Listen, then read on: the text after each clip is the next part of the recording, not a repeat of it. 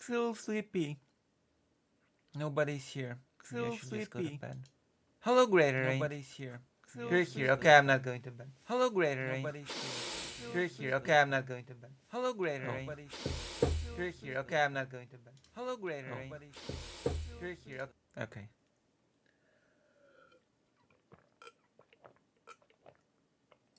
I fixed it. I fixed the echo. Just for you. Normally I would have left it, but because it's you, I did it. I'm gonna add everybody. I am gonna add everyone. I'm gonna be like, come here.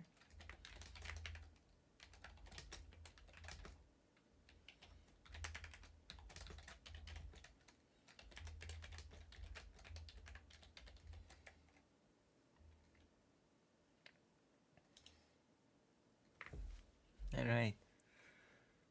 What's the special snack? Tell me. Tell me everything. What's your special snack?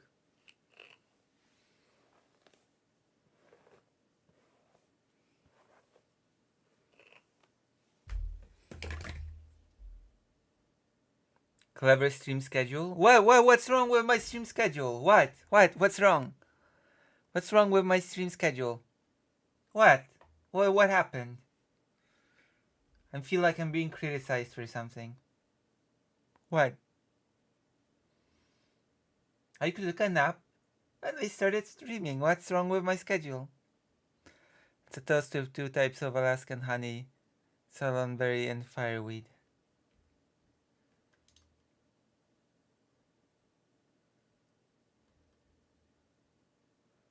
I don't understand. Explain to me, River.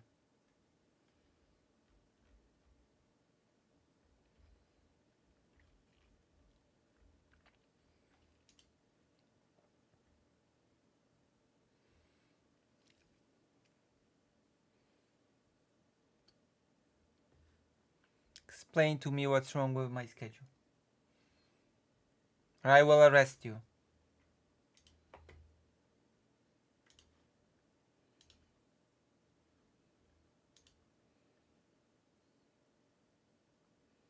Oh yeah, we're gonna watch Elon Musk interview Trump. Someone will have to link it to me, though. Oh my god. It's gonna be something.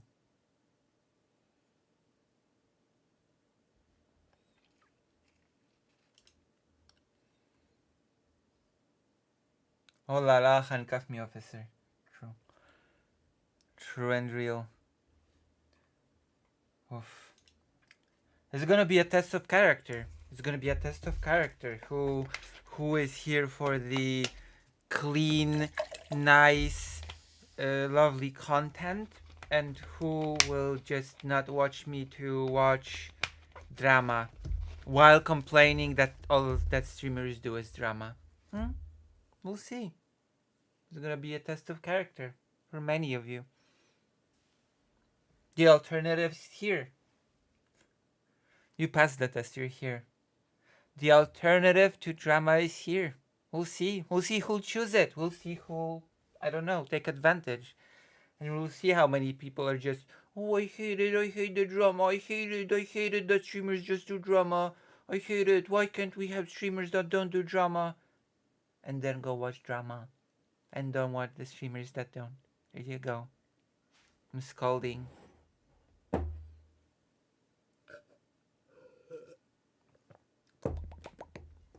There you go.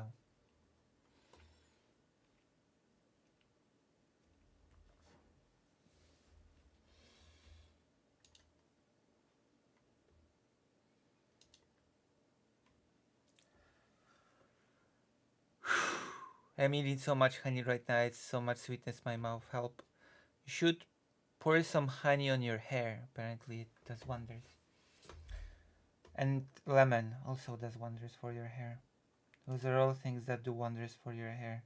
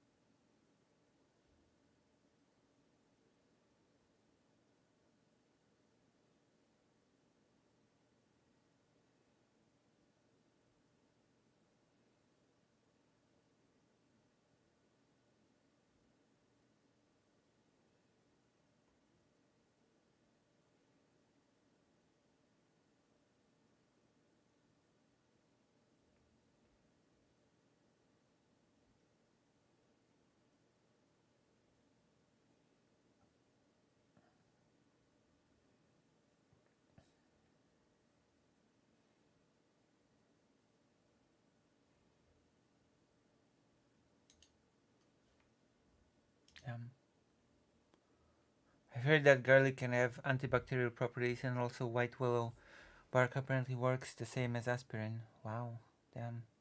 Okay, well, guess I promised that I would play the game on easy. So I'll start by taking it easy. I'll take it easy today. Get it? You get it? Do you understand what I'm saying to you? Do you get it? I'm gonna take it easy.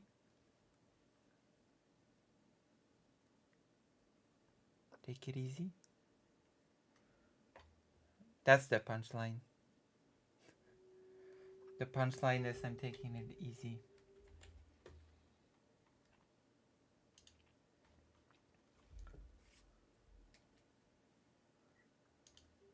See?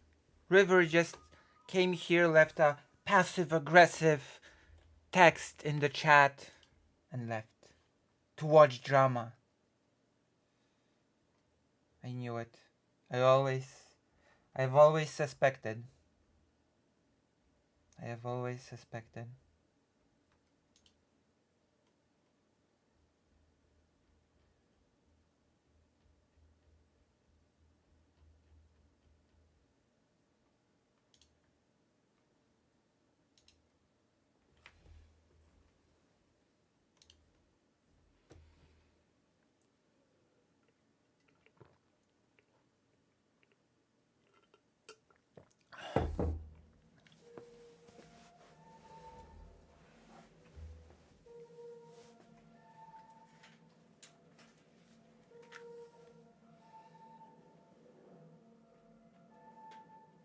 Where's the...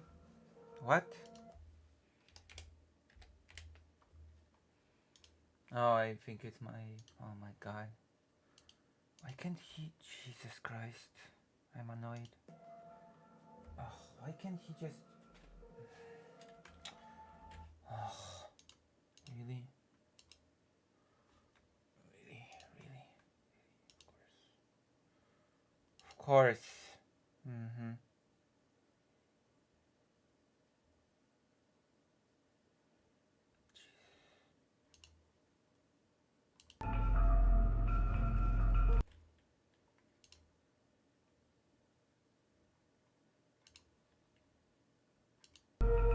Here we go. It's the audio. The audio was scuffed because of a certain someone from my family.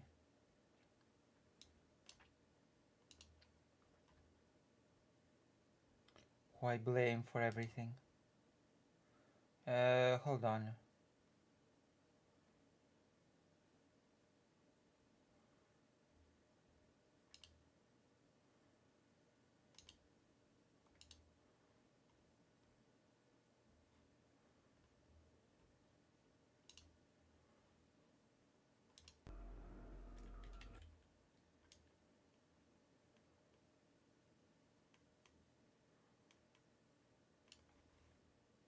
Yes.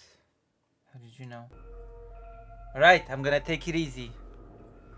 Especially since my entire audience is watching drama with whatever. Again, this is all a test of character. We'll see who actually wants a drama-free stream and who just wants to complain about wanting a drama-free stream, okay?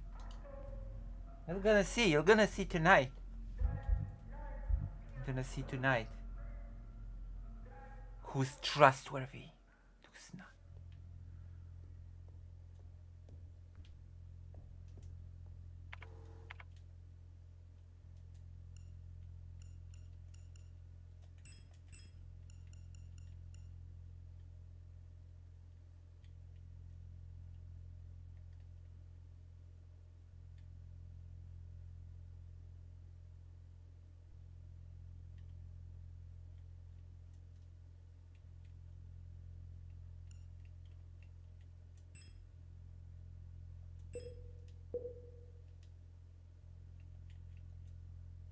Alright, now we can actually see the game. Isn't that lovely? That actually made us able to see the game. There's a camera here that I've not seen before. Because I couldn't see the game.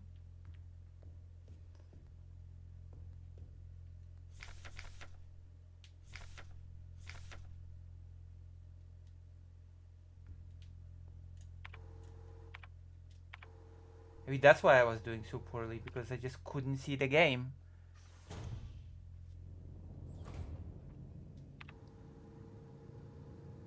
God, this game's map is so huge. The lock is defective. This door cannot be opened.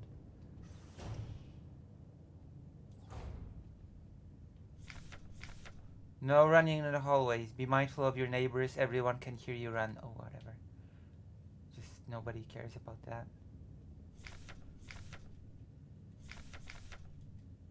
Nobody cares. I mean, I sort of kind of care, but...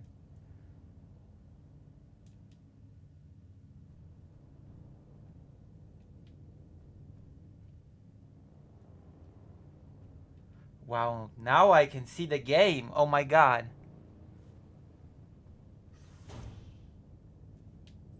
Now I can actually enjoy it a lot more.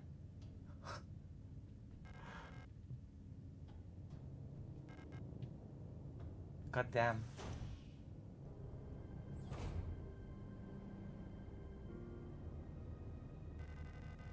Unregistered unit? You should leave this place. This facility is lost. Turn back before it's too late. I'm looking for this woman. Have you seen her? I don't know her, but she might be one of the workers.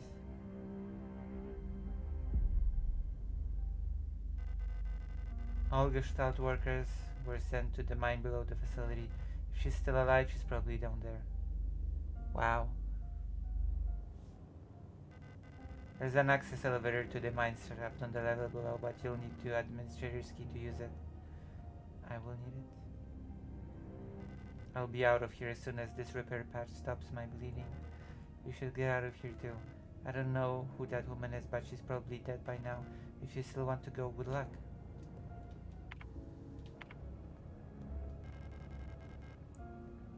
Protector key.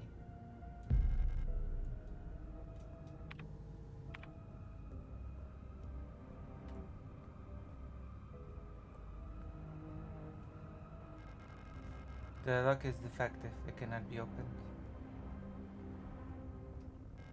The lock is defective. Cannot be opened.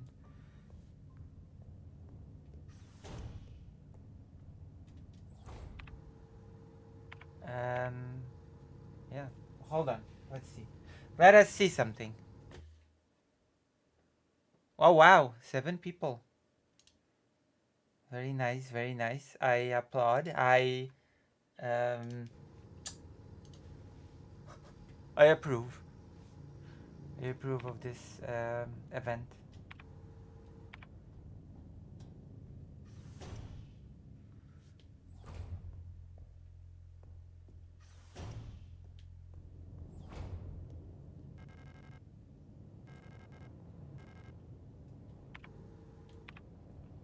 Life happened. The lock is defective. A dead old unit. Why was she abandoned here?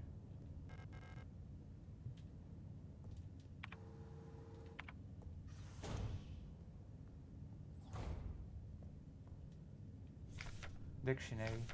Replica, shortened from archaic replicat, copy, replica. By a mechanical person. Synthetic reproduction of a gestalt, biological culture of grafted onto an artificial exoskeleton and enclosed in a protective endoskeleton enclosed. Shortened from... oh wow.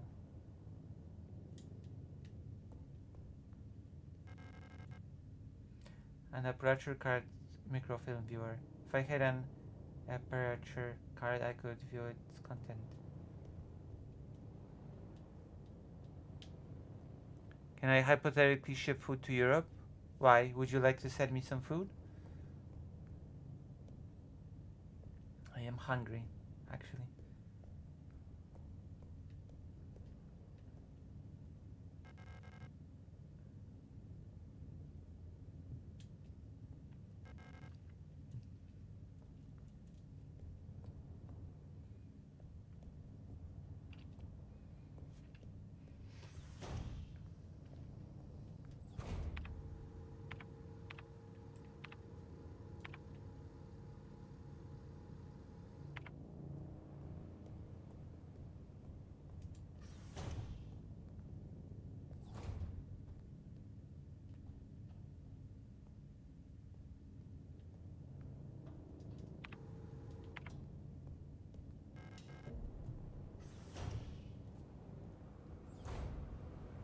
cooling fan.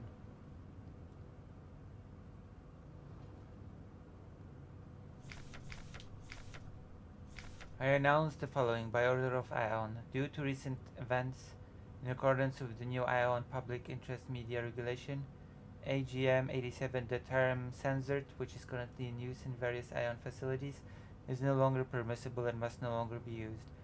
Premises and departments that are currently using the term are to be immediately renamed. Management personnel shall black out the term from all signage and documents until replacement terminology is announced by ION. With immediate effect, usage of the term in conversation and correspondence is an offense. Obscenity to the state, to be punished with 2 cycles of double work shift.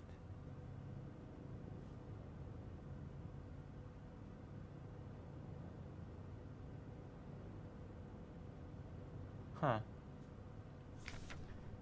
It may not be easy, but we all have to do our part here. Always remember, our language shapes our world. A perfect world requires a perfect language. Adler, which is the name of my dog.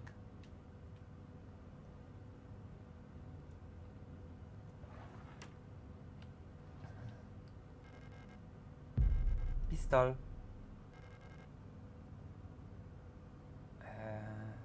Yes. How to use a gun?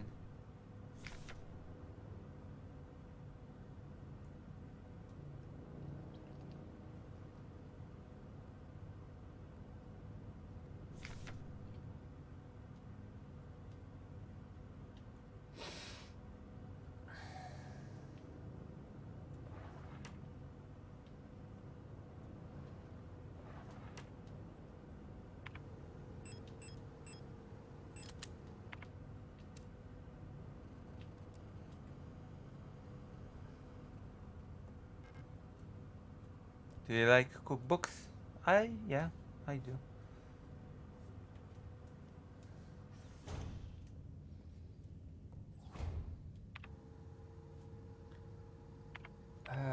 So much for people hating drama. Yeah, I'm gonna be salty about it.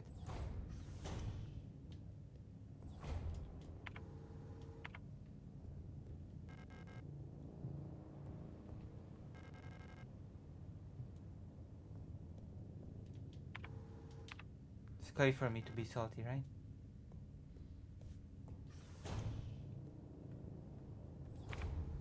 And evil. Salty and evil. That sounds like me, right?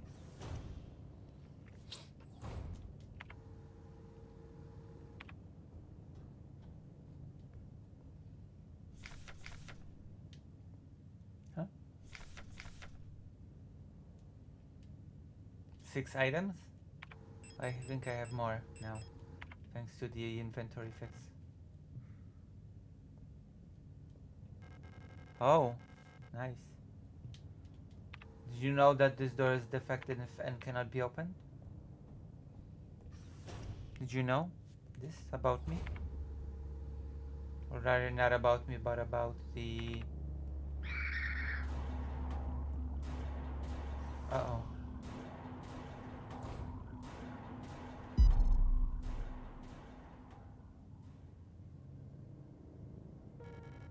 Oh, hello.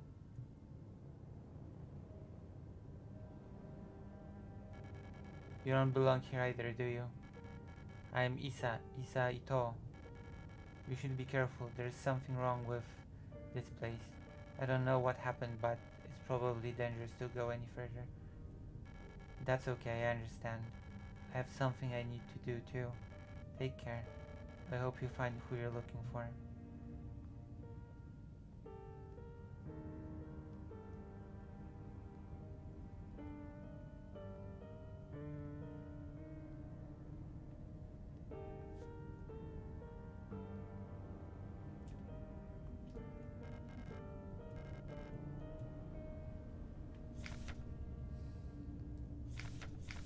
The WallSafe complies with EUSEN public safety equipment regulations. For 1 and for 3 and features a high density craft style door secured with a numeric keypad, proudly produced on Heimat by Web, Mond and Tüchter Tresortechnik. Instruction for use. Enter the code using the keypad. Press the confirm key in the lower right corner. If correct, a green light will light up. Rotate the dial on the left to open the door. To clear any previously entered digits, press the E key in the lower left. Enter the factory default code 204512 to open the safe. While the door is open, enter the desired new code in the keypad. Press and hold the confirm key for 10 seconds until the green light lights up.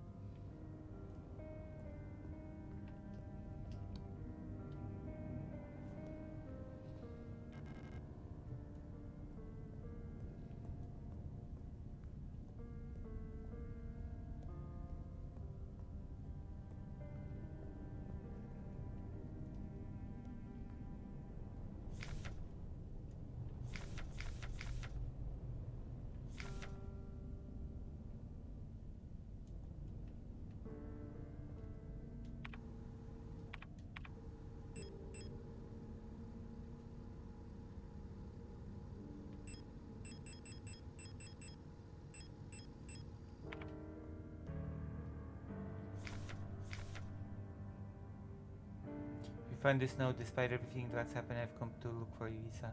Erika.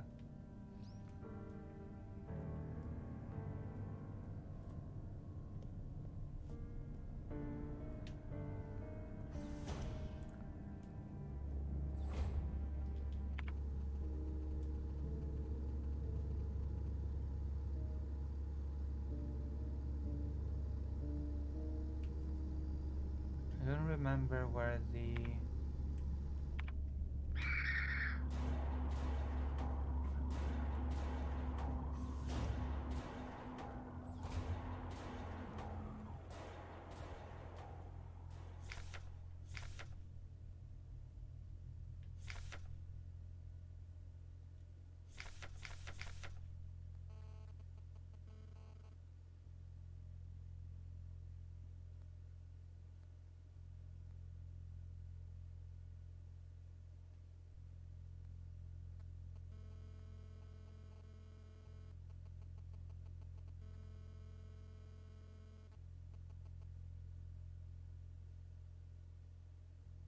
Hello. That's good, because you're the only person watching. You're the only person that doesn't care about the dramas. The only one in the entire world. All the other people are drama horses. Okay? Drama horses. Not often.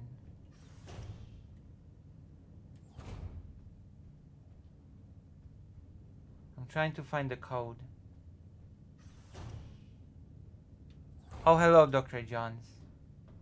Perfect that you're here because I'm trying to remember where the code is and I can't seem to remember.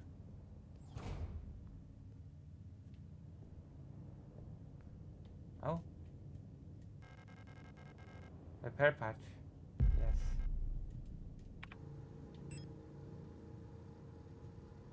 Alright. More ammo. Perfect. I've got a feeling that on easy will somehow overcome this game.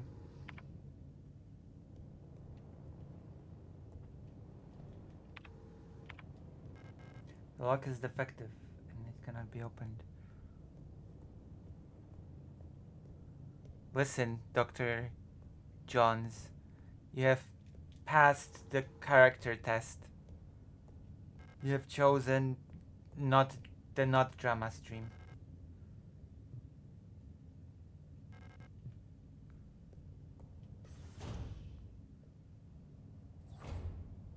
Oh, you left the drama stream, nice. How's the... Where's the code? Tell me, please.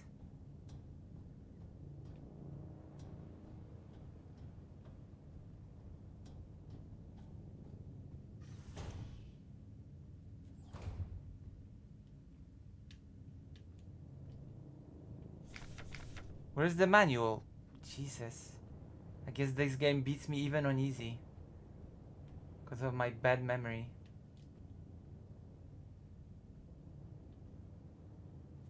Where's the... Wait, really? Where? Where is it? I'm in the classroom. Is it here?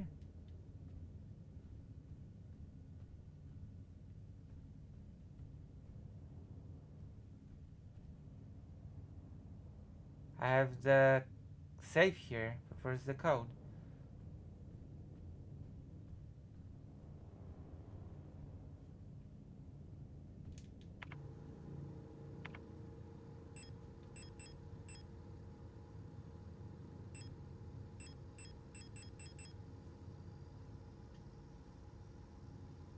What notebook?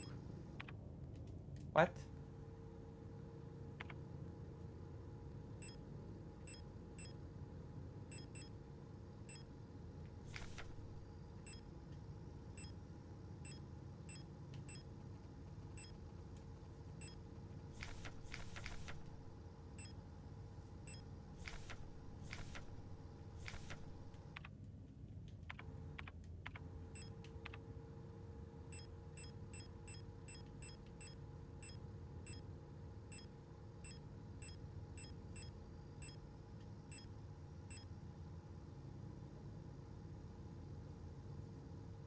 This is the thing.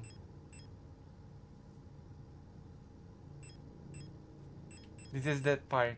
Have I missed it?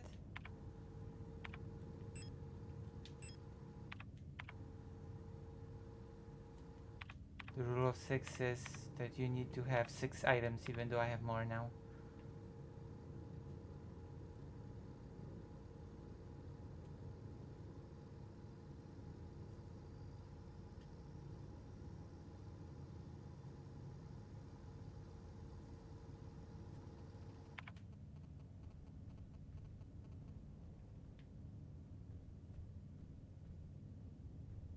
What safe manual? Did I pick it up?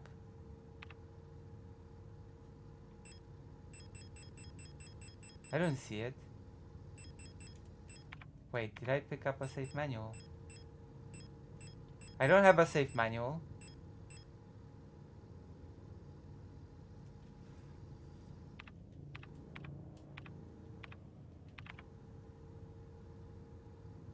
Notes?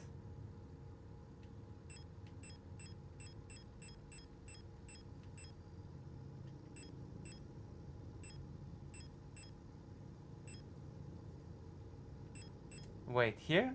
No. Is that it?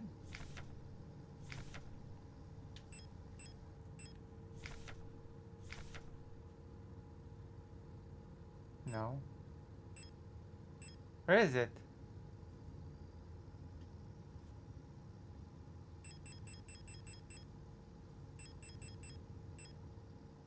Oh, is this way?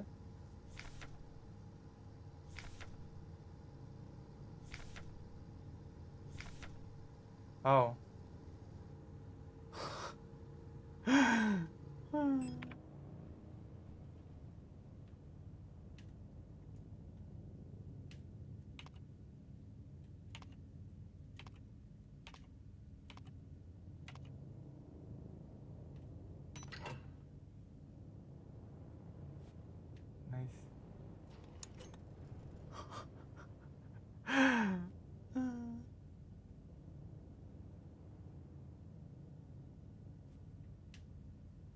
It's okay, it means the stream is emotional. It means you won't be bored watching the stream.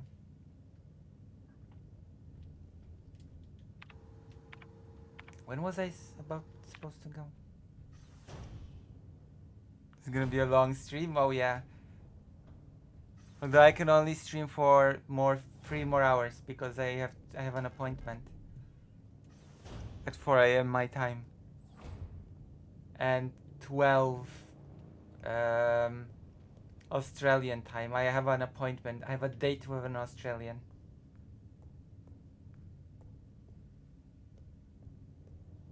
Yes. So Also, I have a doctor's appointment, so please donate some monies for my doctor's appointment. Because I need it. Hardcore.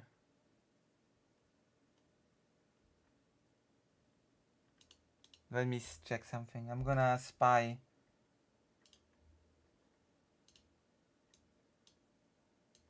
I have been informed that... I see. I understand now. Wait, let me see. Oh, drama, you drama whores. You know what? At least do this service, okay? Do this public service for me, and at least make him raid me, okay?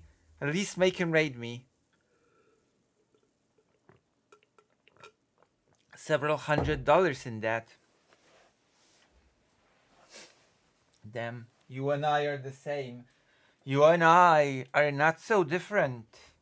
Because I'm... actually, we are a bit different because I'm actually $3,000 in debt. Which technically speaking is several hundred, so I guess... I'm free. 3,000. I still win.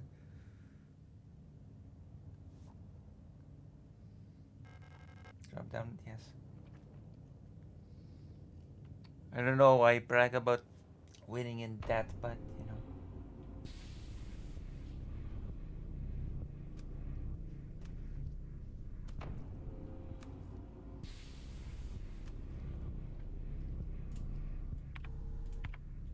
What are those?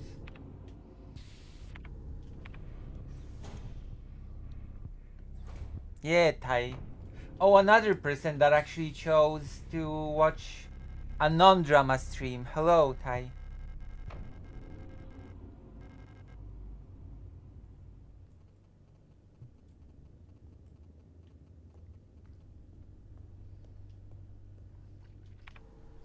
Welcome to this drama-free stream.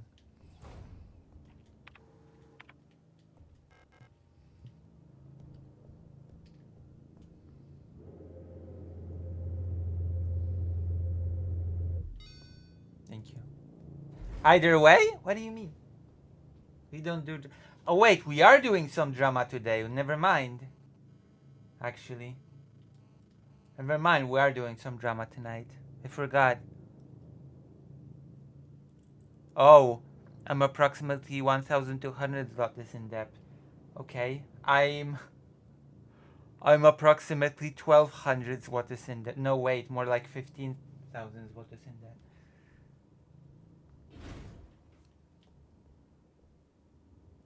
No, I'm sorry, that's wrong. I'm approximately 15,000 zlotys in debt.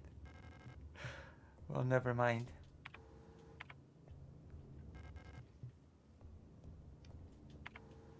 15,000 zlotys or something. Jesus. Jesus.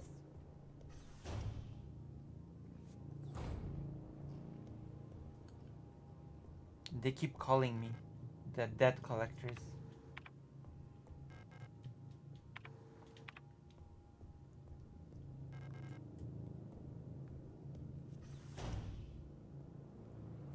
Keep calling me and telling me, we're gonna send dead people to sell your possessions, auction your possessions.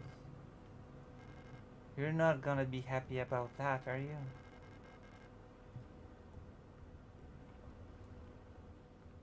True. That would have been devastating, actually. The protectors have been worried lately. They're hiding something. There's lots of them. Russian keeps changing. Ayana says I am imagining at them. I can feel their fear. It's like my own. What are they scared of? Oh Jesus, that's not good.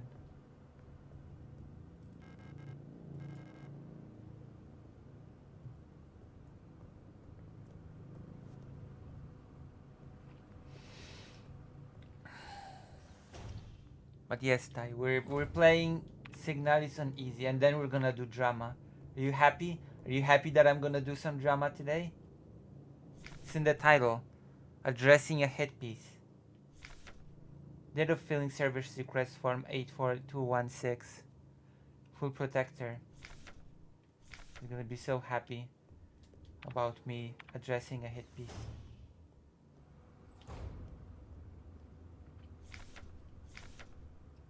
Kick him while they're down. Damn. That is so brutal.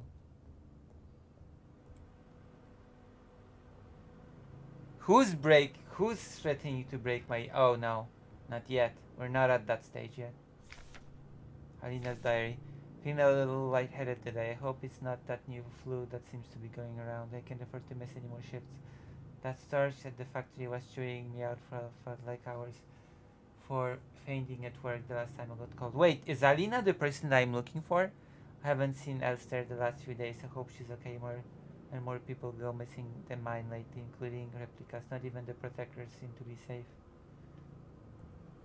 Is Alina the person that I'm looking for?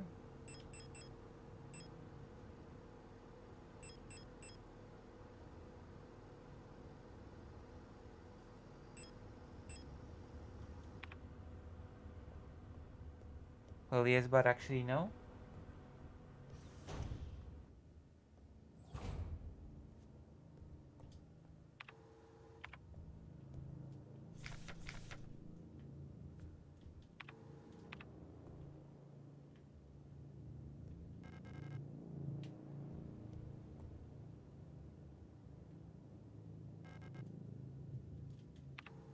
What do you mean no?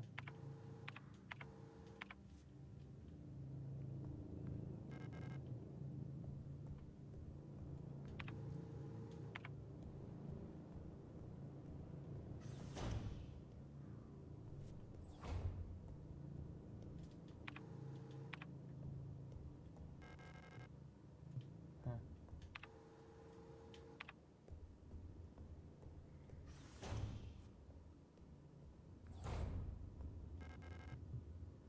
Effective lock. Also, have you noticed that I've actually made the game brighter? So I can actually see it now. This time around. That is a blessing.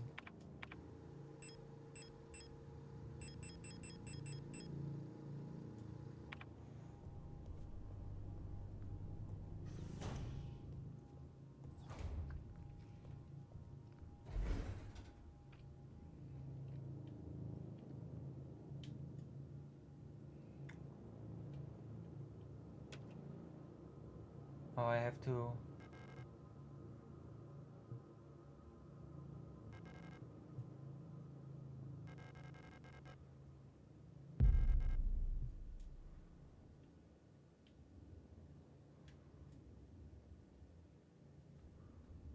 That's kind of neat. You're getting a specialist help away from Australia. Years ago, I would have like 6 or... Oh no, I'm not. It's not a specialist from Australia. It's a friend. I have an appointment to talk to a friend. They're gonna help me set up some things for learning. They hook me up. They hook me up with learning materials. And they rarely have time because they work a lot. All the people I know in my life work all the time. And almost, you know, that's the history of my life is, I don't know, being acquainted with people that just work and never have time. So there has to be special scheduling for them to talk to me. What kind of learning material? From making animation to drawing to video editing to whatever I request, they've got the best material.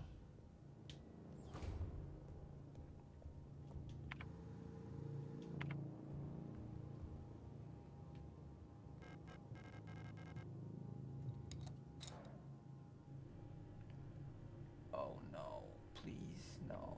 Oh no.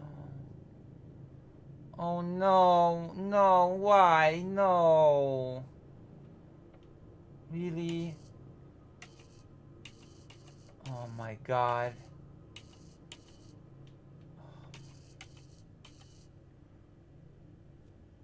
Is it easy? I don't even know what it's about. Have you played this game, Greater Rain?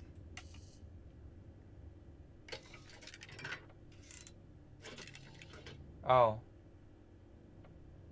Hold on. Never mind. What am I supposed to even do? I don't remember. I don't remember what I'm supposed to do.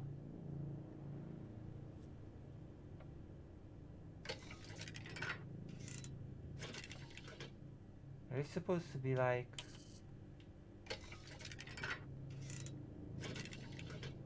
evened out?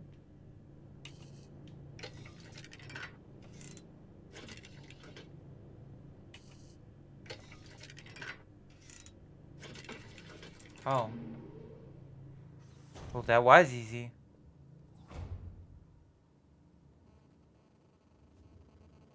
Wow. I panicked so much, but it was so easy.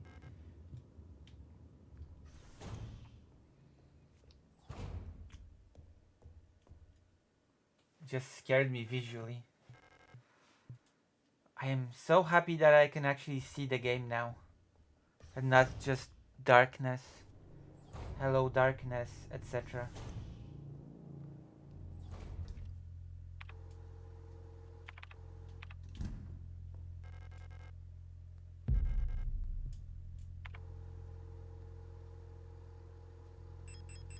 Oh, the items now actually stack, I mean.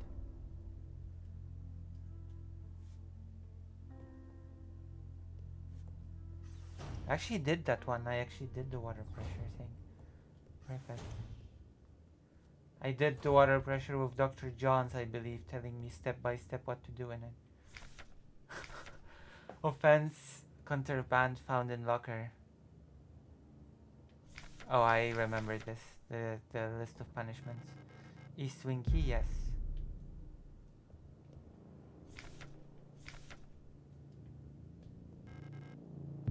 We've got so much ammo now.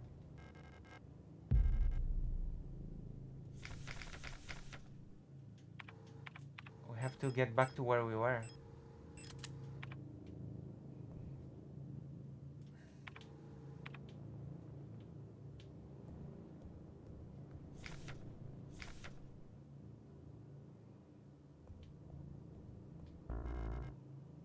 I cannot carry anymore. Wow. I guess we'll just have to...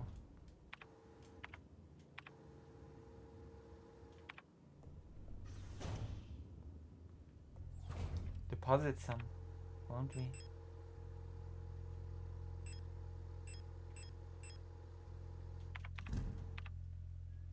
Amazing.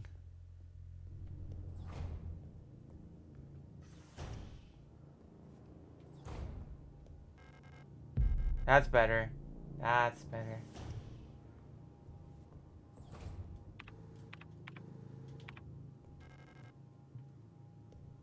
It feels like we're overpowered or something.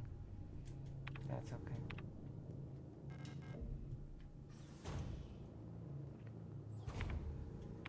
The game looks pretty when you can see it.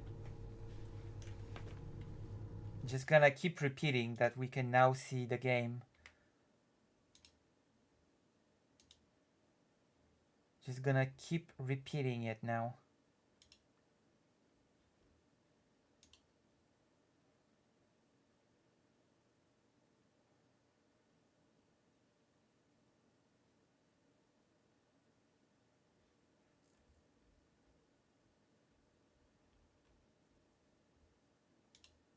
Oh?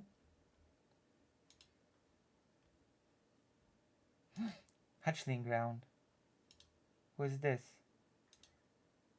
What's the one mutual server? Hold on, I have to do something real quick. Streamer mode off. Alright. What's the... What the hell is this? I'm worried. I'm worrying about this person joining. Whatever. It's okay.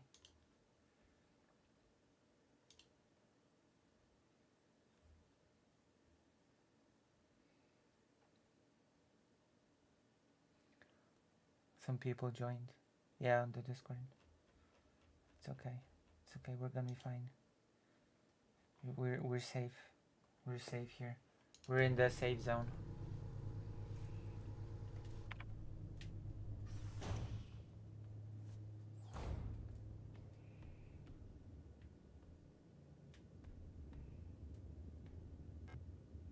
What was that? Yeah, more repair patch. More repair patch. I feel invincible now.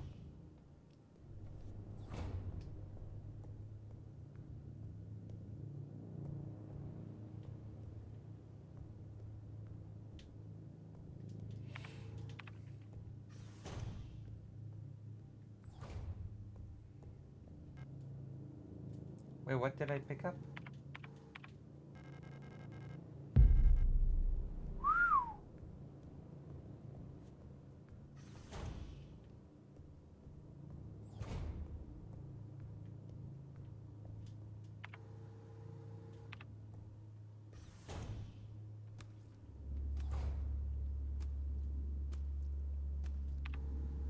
Yeah.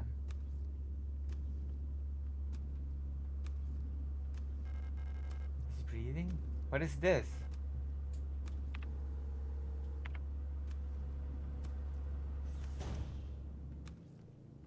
I've not noticed this before because... how should I say it? I didn't see the game.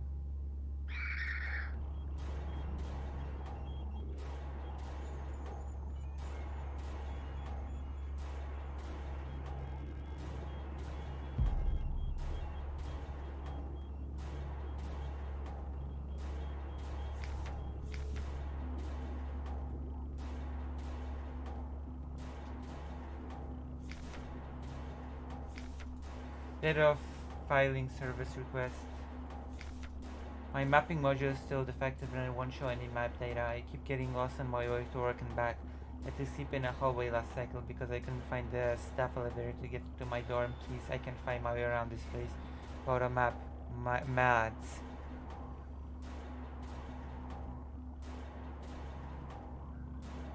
True. Oh, thank you, game. Thank you. Was trying to rush to get to the thing. Thank you, game. I took a hit for no reason whatsoever. Thank you.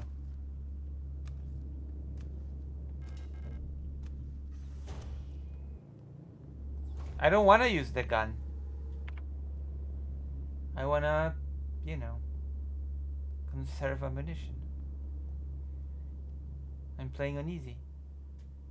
I'm taking it easy.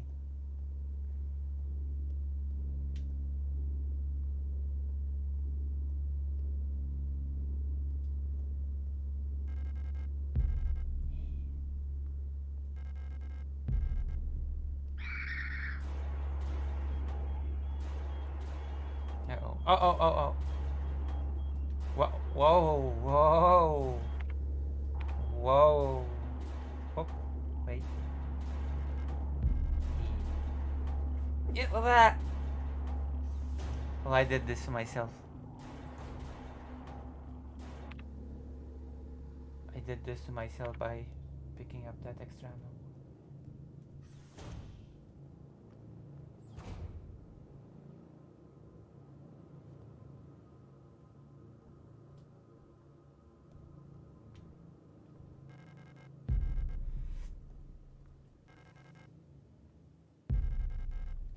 Who are you?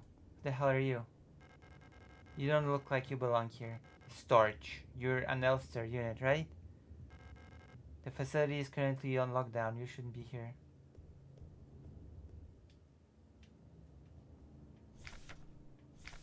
Due to recent events, some security technicians will be serving both work shifts and night shifts.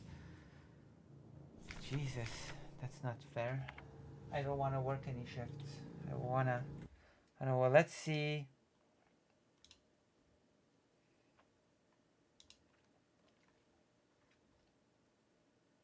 Jesus Christ. Let's see how many people are watching me. Oh, wow. Oh, wow. Why is everybody so quiet in the chat? 12 people watching. Oh my gosh. Wow, this is my big break. This is my big break. By the way, did you know that one of my videos exploded and has like 1,700 views? Or more? Let me see. Let me check, okay?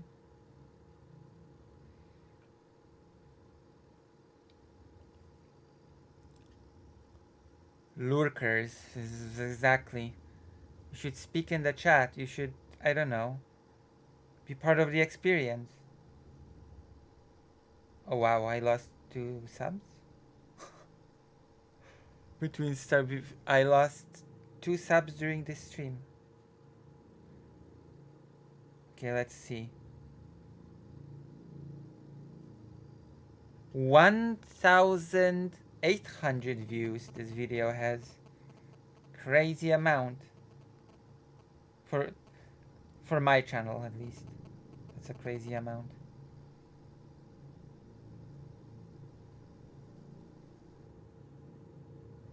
You know?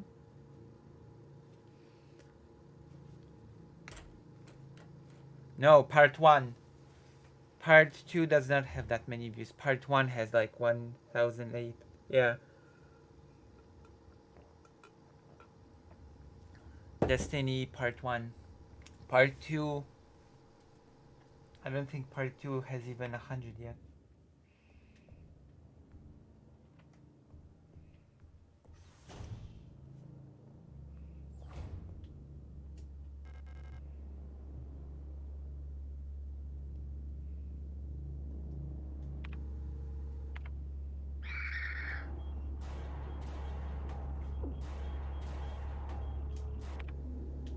I'm not good at avoiding hits.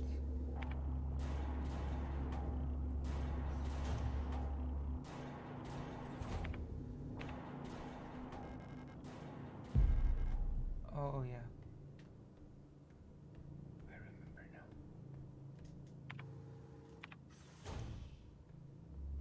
Congrats on the views. Oh, got just 12 views. But it's okay. I'm fine having just 12 views.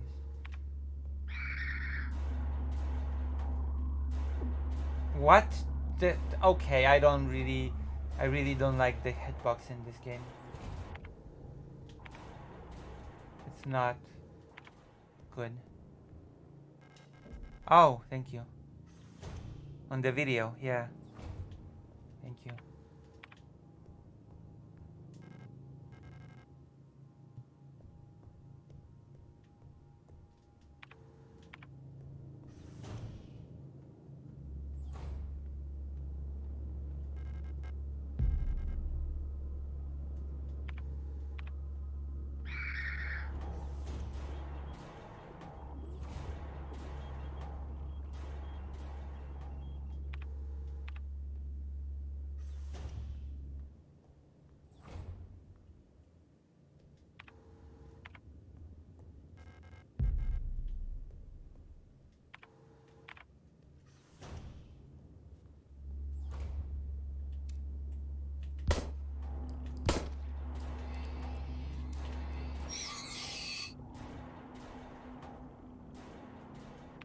Wait, they're dead after 2 hits? We're really playing on easy,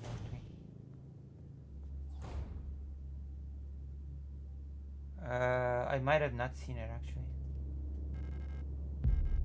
Wait, so you can combine the spray with a healing patch, right?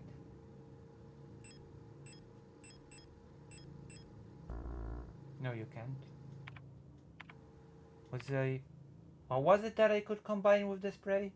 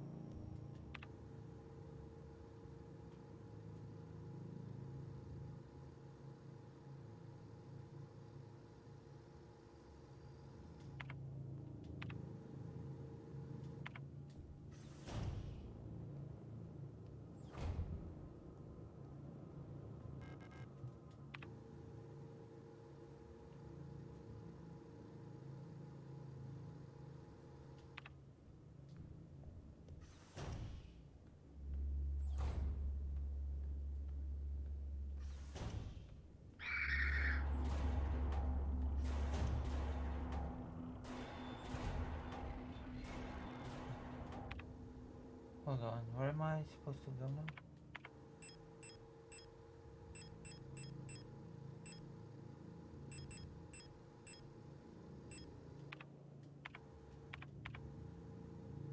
Have I missed something?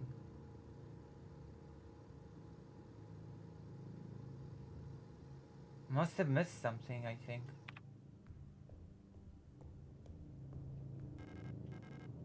I must have missed something somewhere.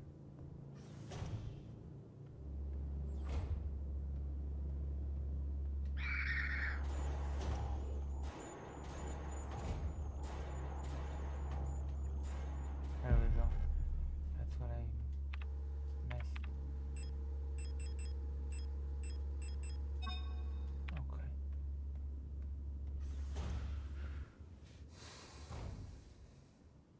I missed the part of the key.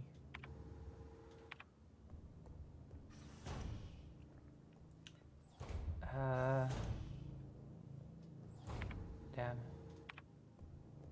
I think we're gonna save the game. I feel like we're actually getting through it pretty quick. We're gonna catch up to where we were.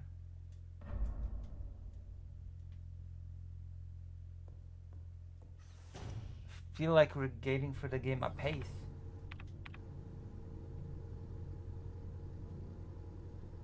Dr. Jones is very quiet. Maybe Dr. Jones quit this stream. Oh, like so it's like you've played it before. It has to be deja vu. You know, they say that. They say that people feel deja vu, and it's like this glitch in the brain that you think you've done something before, but actually you've never done it before. And this is what's happening now. Because I sure as hell have never played this game before.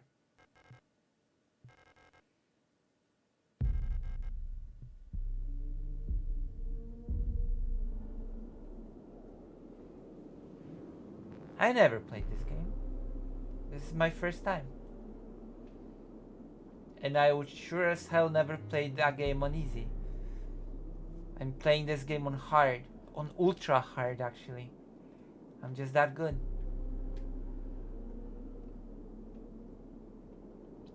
And if you claim otherwise, then you're just, I don't know, lying to me or something.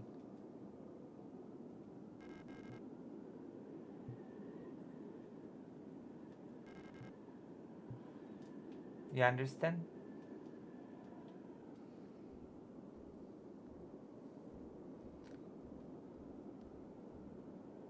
Restarting is still canon.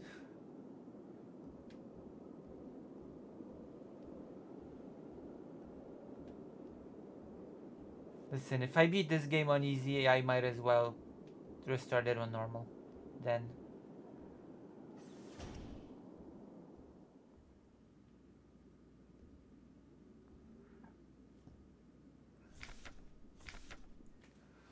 Hope you and Ariane are both well. I've spoken to the officials at ION and they agreed that it would be best for Ariane to attend school in Sector C.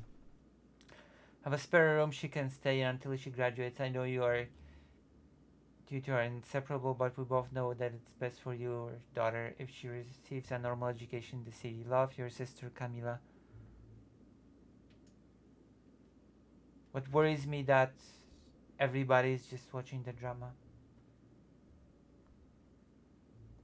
The only people that have passed the character of uh,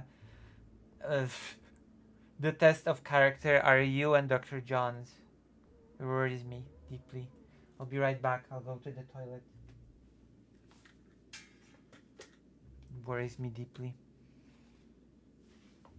Everybody's like, oh, I don't like drama. Oh, why drama?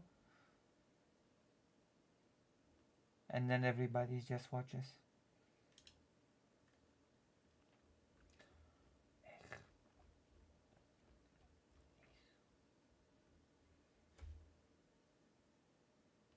All 7 people are here, even though they're mute and don't speak. And the unknown side unknown, it's right now. True. I'll be right back. Go to the toilet.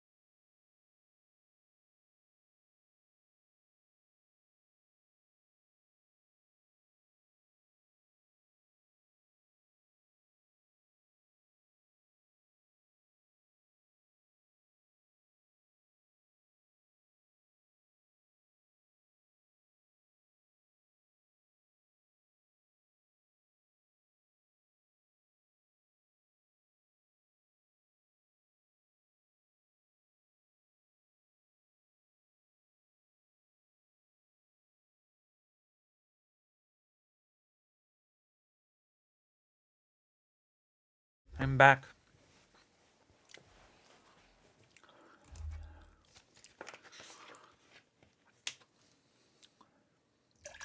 Wow, that is such a bleak picture that you've painted. Take your adventures into your own hands.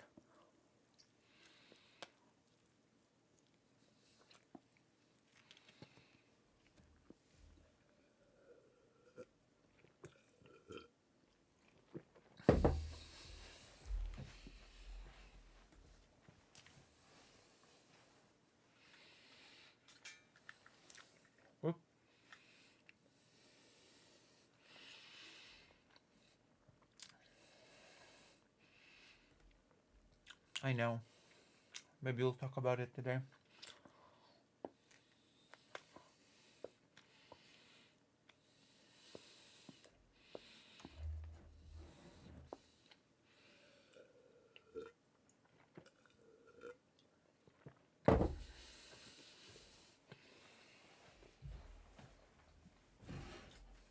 Although I think controls is a strong word.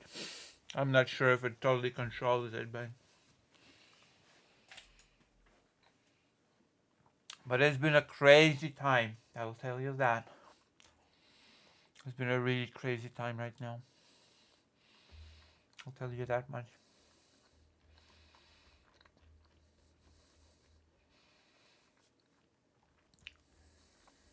Like damn.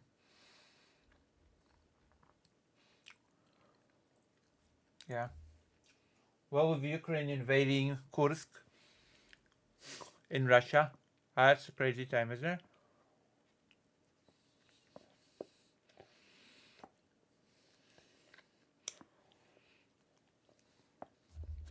Go to the library.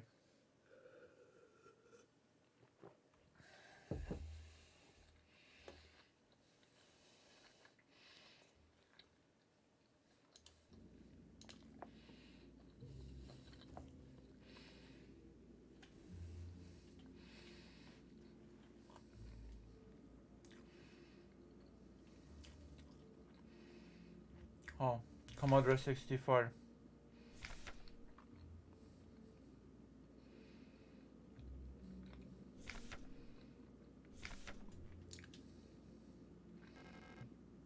Oh wow.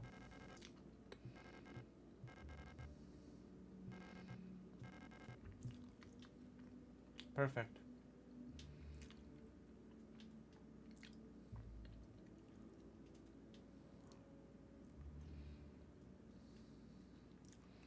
Every I think about volunteering for my favorite museum, but my work schedule leaves me much to be desired.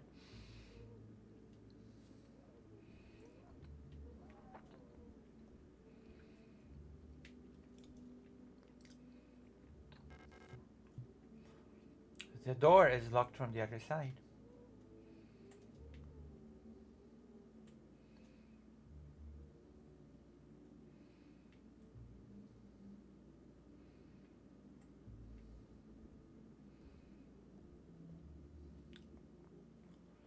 The door is locked. Hmm.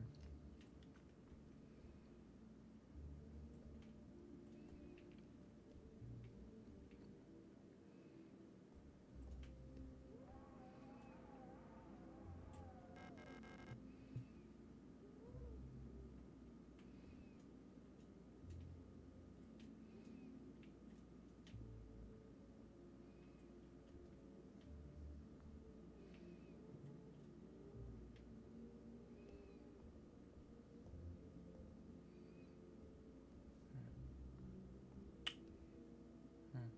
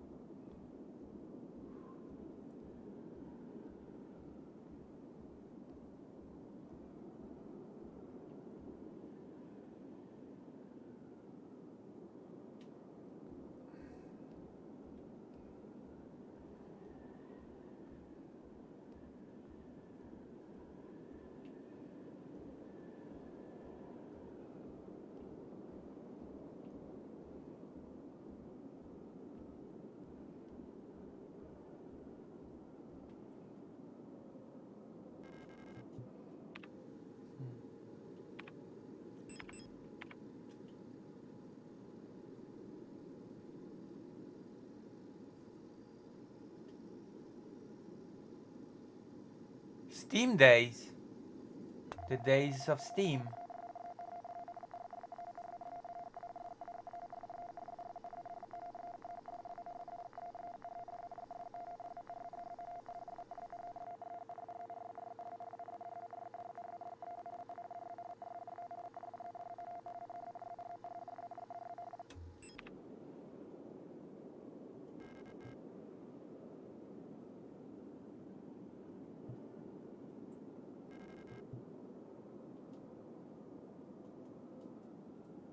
What? I did the radio thing.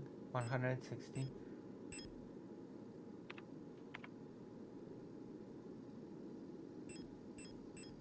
Why didn't it work? Oh, okay. It worked. Perfect.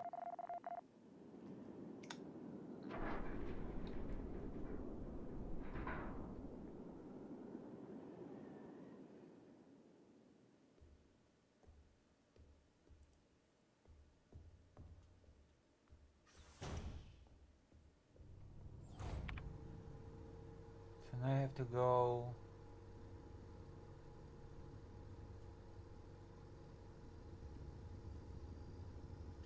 and remember where the...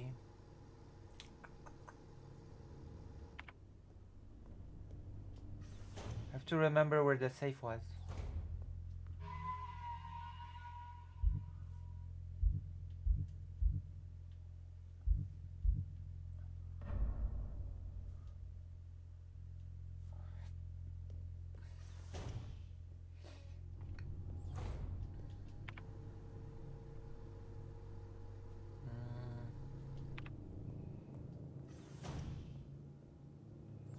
Is it here? No.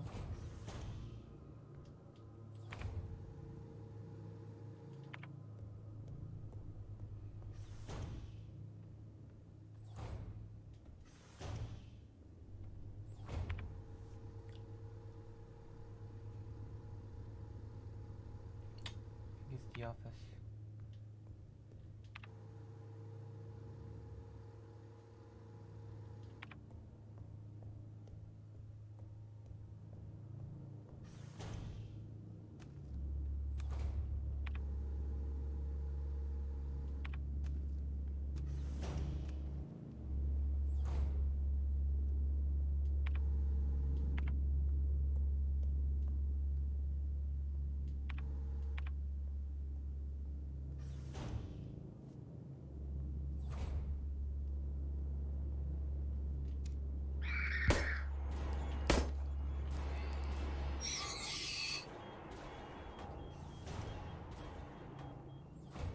Oh, it's not here.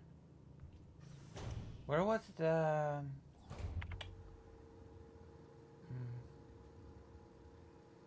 trying to remember where the safe is.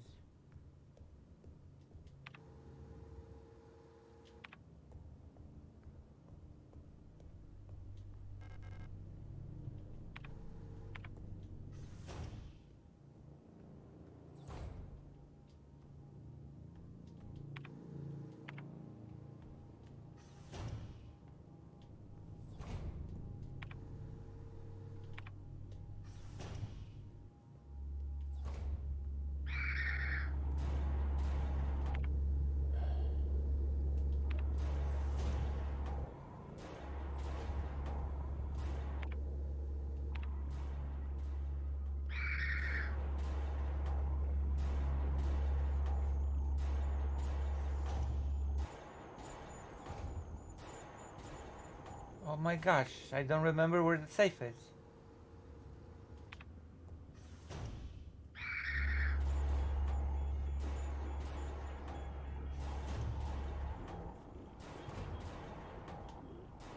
Oh, that's annoying. The map should sort of mark these things.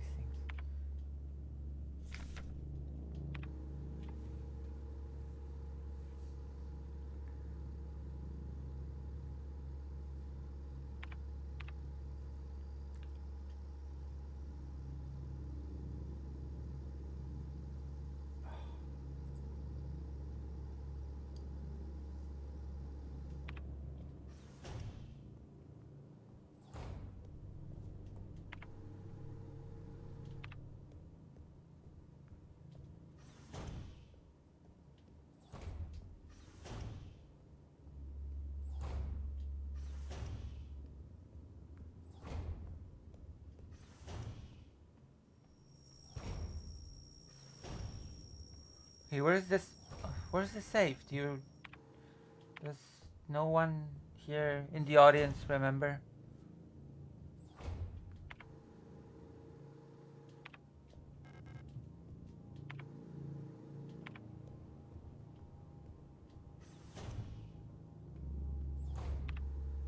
Is it? Where? Where is it marked? I don't see it. Where?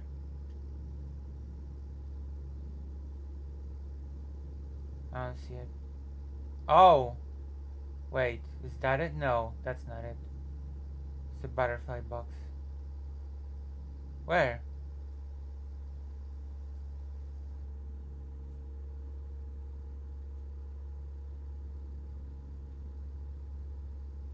I don't see it being marked.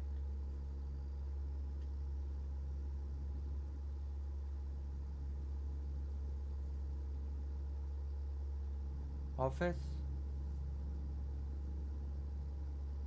Oh. Oh, you're right. Silly me. I never troll.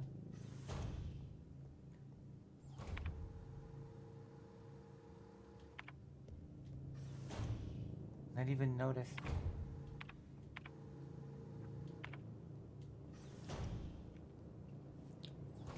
Right, let's see.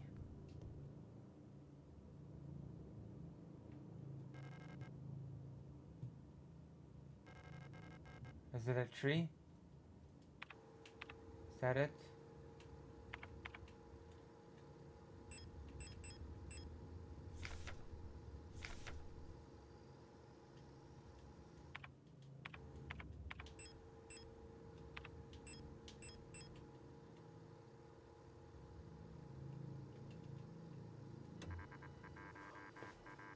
One, one, one, 9.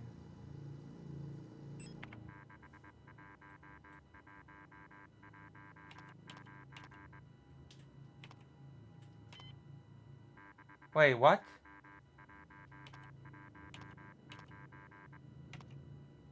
Why didn't it work? It's a tree, isn't it?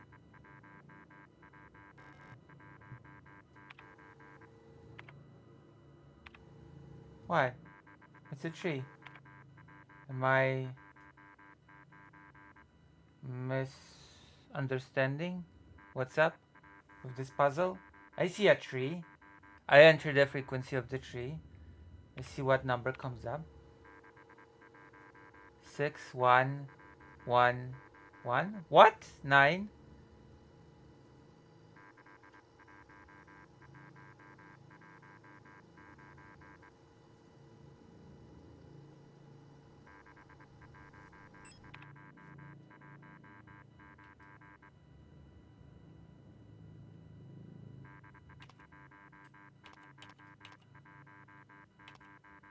There we go.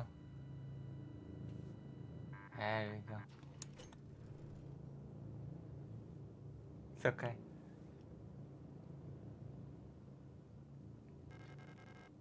Yes.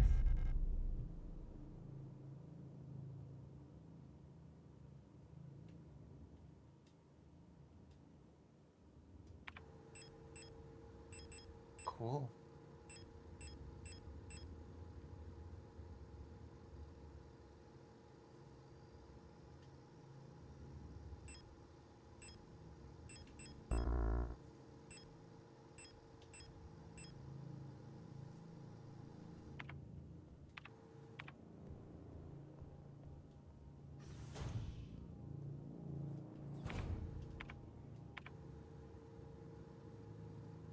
I can? Alright then. I will.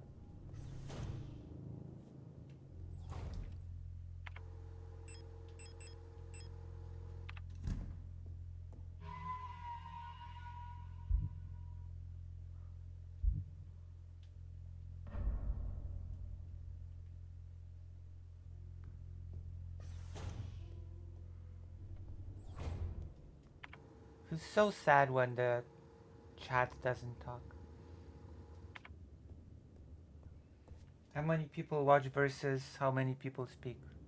8 people are watching Oh, and one of the two people that actually talk in the chat just went BRB. I'm so sad. What a sad streamer experience. President Sunday had better rate me or something. And not, I don't know, tomfoolery. Again.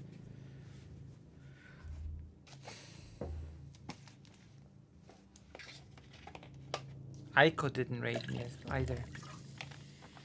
9 people, 8 people. Fluctuates. I mean, I just opened my heart and nobody cares. Wait, what did you open your heart about? Hold on. Noise Radar Museum also signed up last year when a family visitor Steam Day. What are Steam Days? Oh, they were running the 2 working Steam engine for a weekend. One of my many pipe dreams have been to learn how to drive the Shay. They have or the SW1. Let me look it up. Jesus.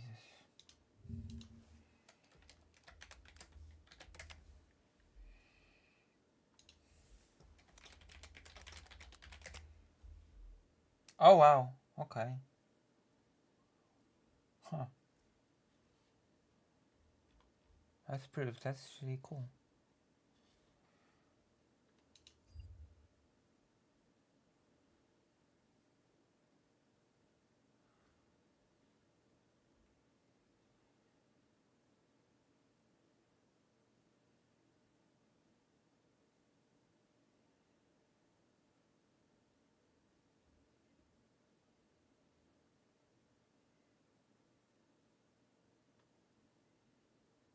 Jesus.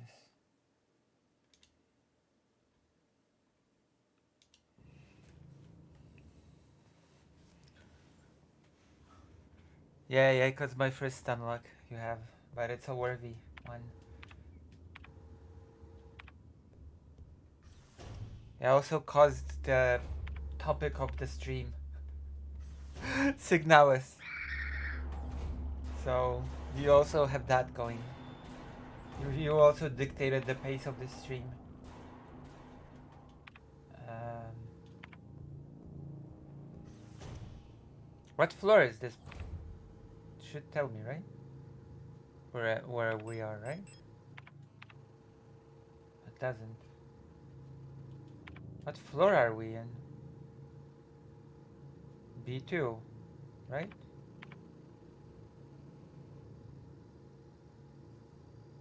B2 worker accommodations.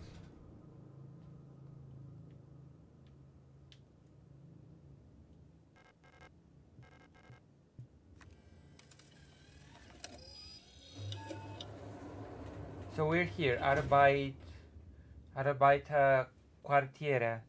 That's where we are, I think. I believe that's where we are. Let's go. Confirm selection. Have we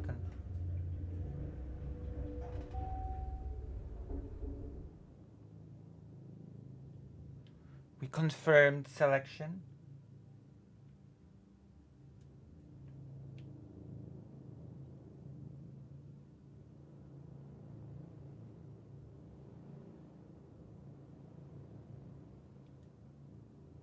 Oh, what's this? What now? Open Sesame. Thank you.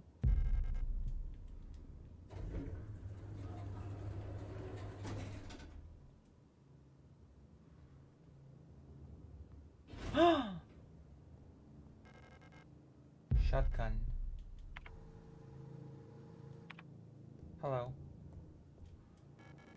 Hi, it's you again. I'm glad you're still okay. Have you found who you're looking for? No. And I never will. Is someone watching? I'm watching. Adler, my dog, is watching.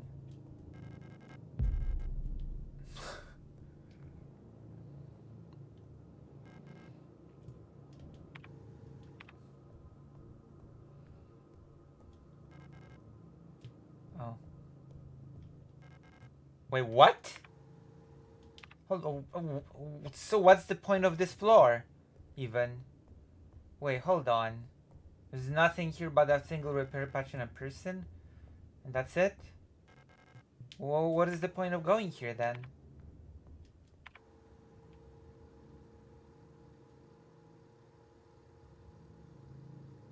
Well, that was a waste of time. Thank you.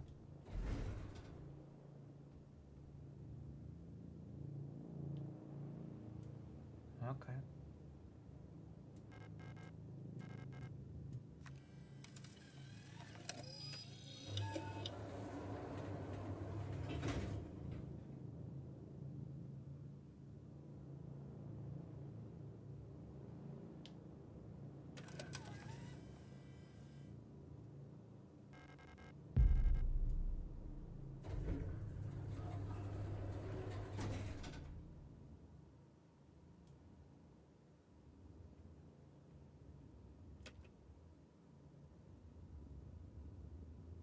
Sorry, I won't lead you to Free Mile again.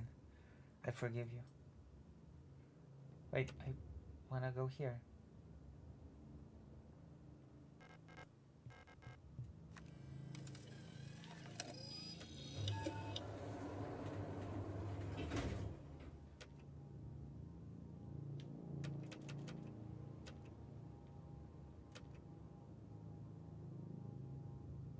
I forgive you. Forgive me for leading me astray.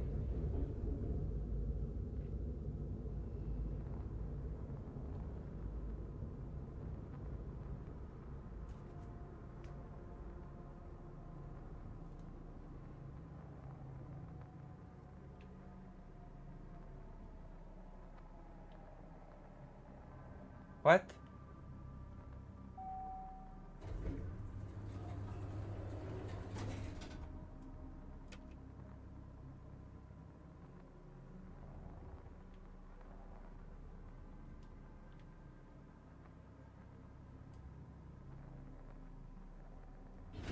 That was weird.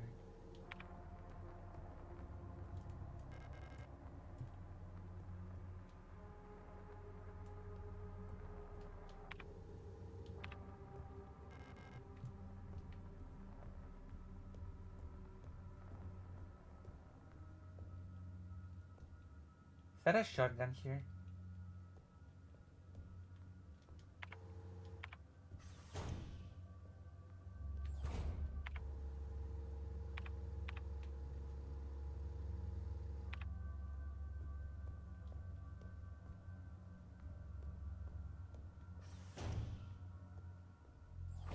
Oh, save point. Okay, now you decide. Oh, shotgun. Now you decide if we should continue the game or do you want me to react to the hit piece?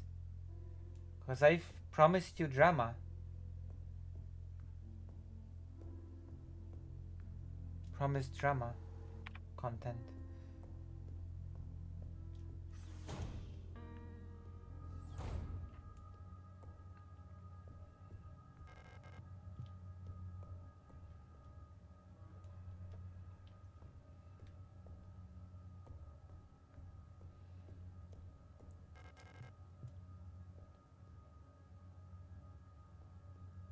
And there has been drama? Wait, what drama? What are you talking about?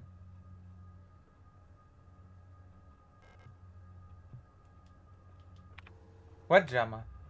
You mean the drama of me not being able to do the basic puzzles and finding basic things on the map in the game? That's not drama.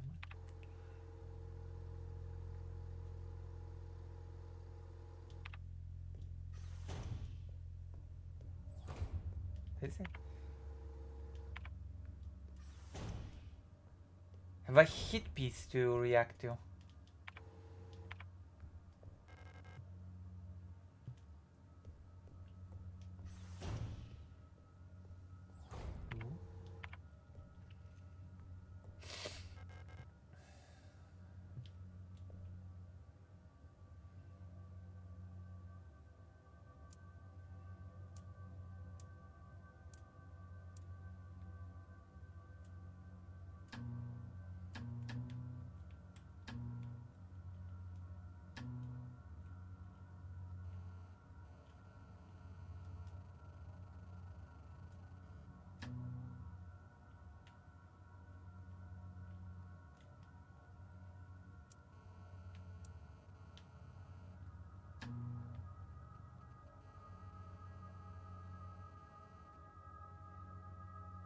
Which hit piece? Oh, you'll see. You'll be as angry as I am. You'll be as angry as I am.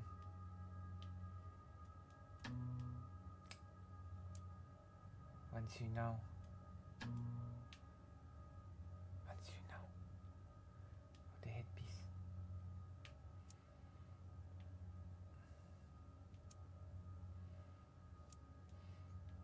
Oh yeah, that's the thing.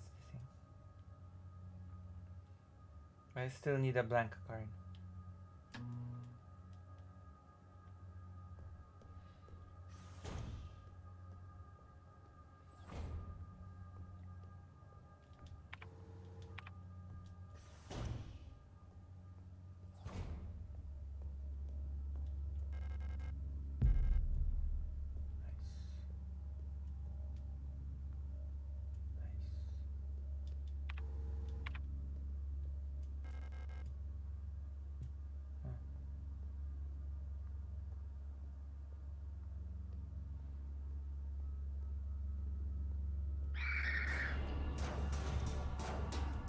Damn. I'm so calm. Even if in the face of danger. Did you see how I kept my cool? Did you see me keep my cool?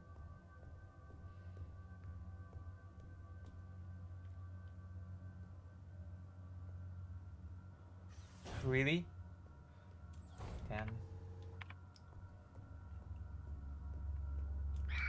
Don't I deserve a hug? Oh. I think I deserve a hug. Oh, it's those card things.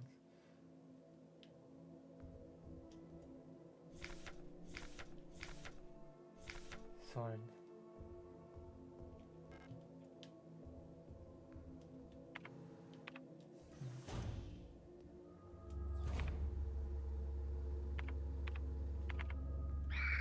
Uh-oh.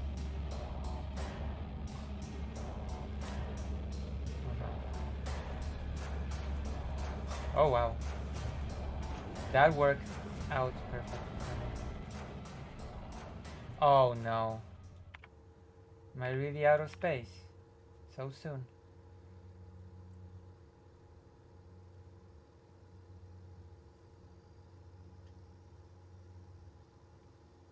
Oh.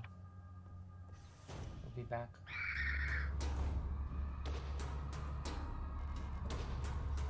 I'll be back.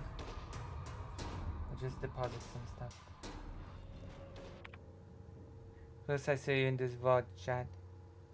Don't play coy. What VOD chat? Wait, what VOD chat? Hold on, what are you talking about? Who's VOD chat?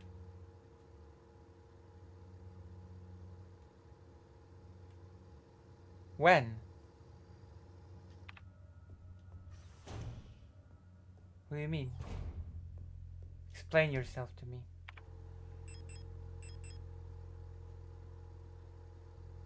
Sundays I'm having fish.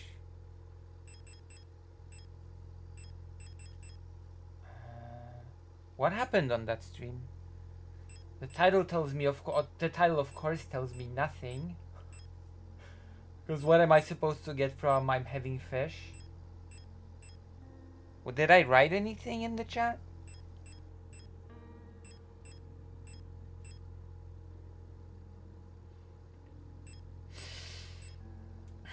Might as well put it the other way.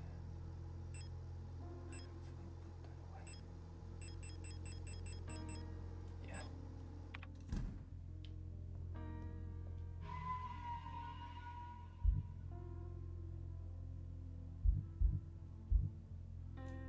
Wait, did I write anything or did you just see that I was in the chat? Because if you just see me in the chat that I'm in this chat right now, I have it running and on mute right now, the new stream.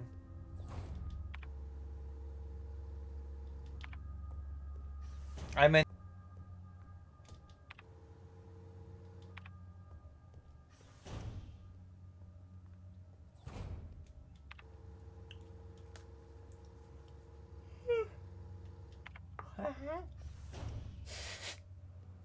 Oh.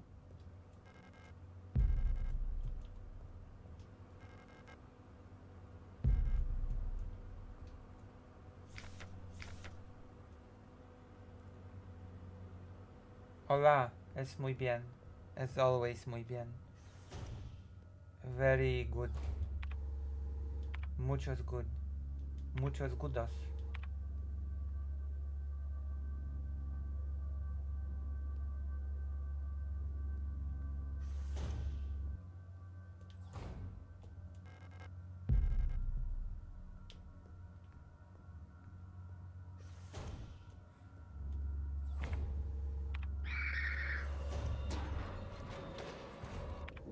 Oh.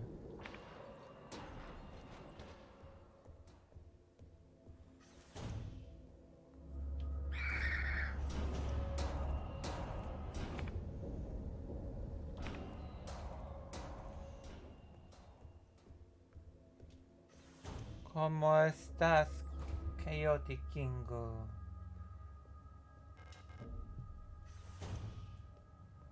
Oh no, no, no, please no. Oh god.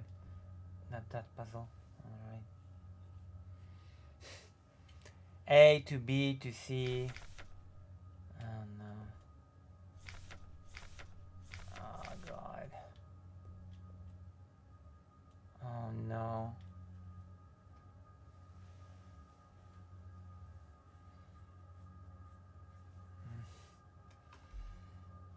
I should not have restarted the game. I should have stuck to my guns. You only have less than 2 hours of stream left anyway.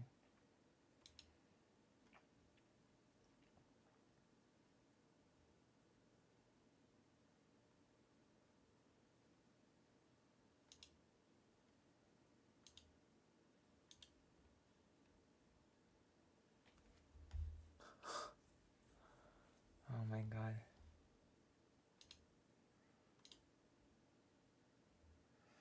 Jesus Christ.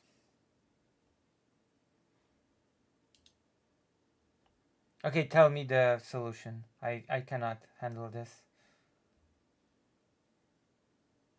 Tell me the solution. I cannot handle this BS. Sorry. I apologize, but I cannot. Go to the note.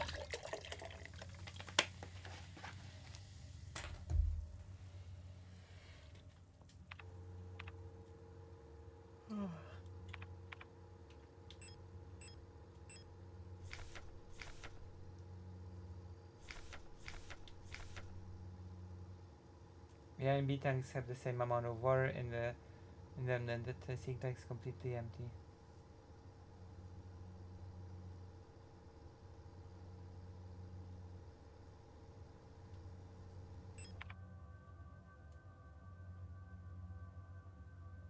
That's it. A, B, same level.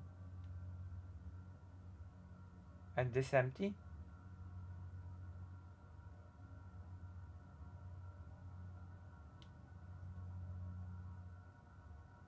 Other one.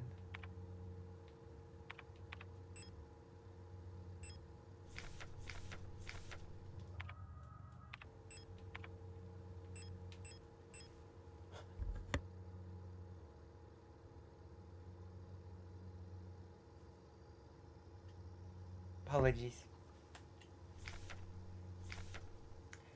Tank A full, here's how to equalize the reservoir. Fill tank B, then fill tank C with water only from B. Move. Oh god, no. Fill tank B, then fill tank C with the water only from B. Move the water from C back to A.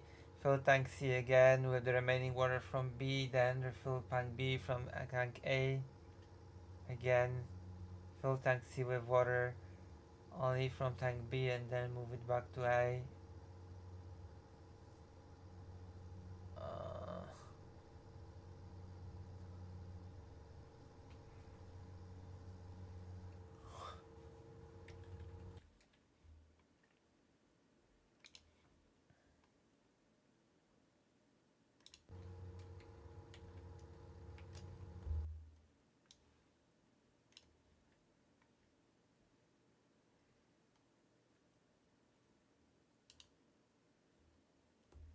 Okay.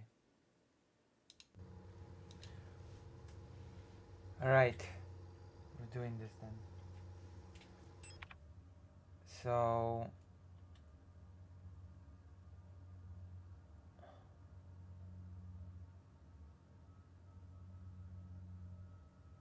years. Has it been years? What, have you been banned in 2022 or something? Have you been banned at the start of the full-scale invasion or something?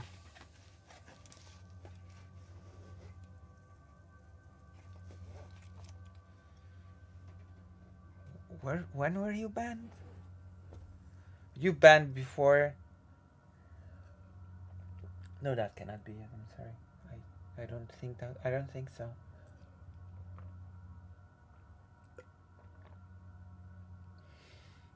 Or maybe?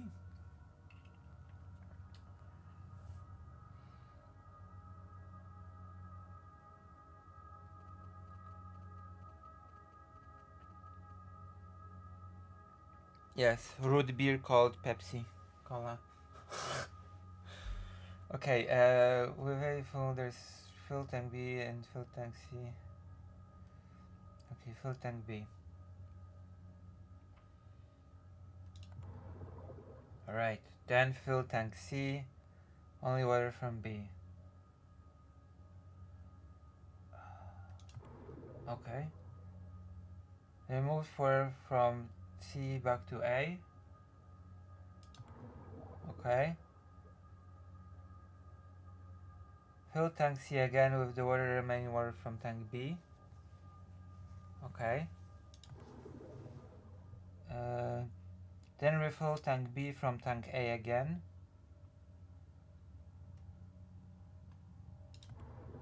Okay. Fill tank C with water only from B.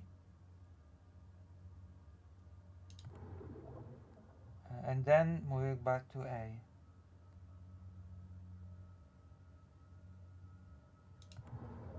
I did it! Can I say you hate me? If you donate, then you can.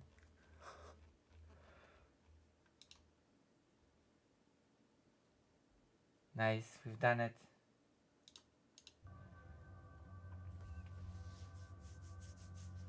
If you donate, then you can say it. Also, thank you for chatting. Thank you for being chatter number 3 today. You also have passed the character test, and you know, I appreciate it. I appreciate the fact that you're also a person that has passed the character test.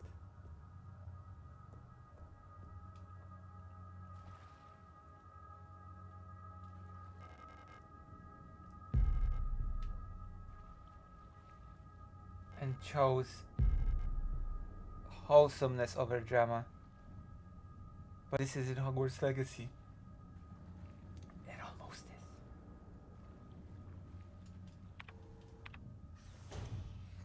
It almost is.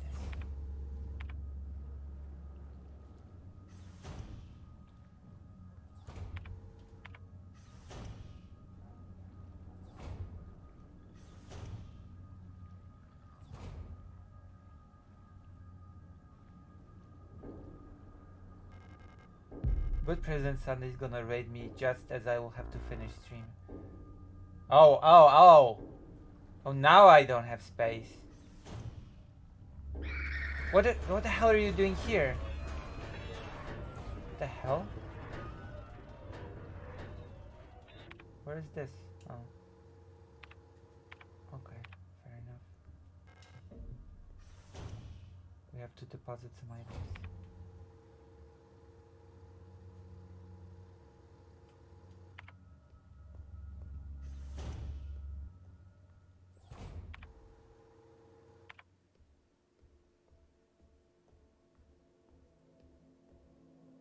Why are you people worried about the Hogwarts game just because Rowling is prejudiced? Yes. You've not been watching my streams, but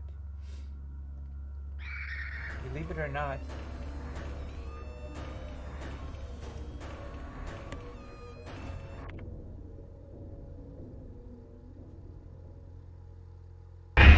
Oh, Barry!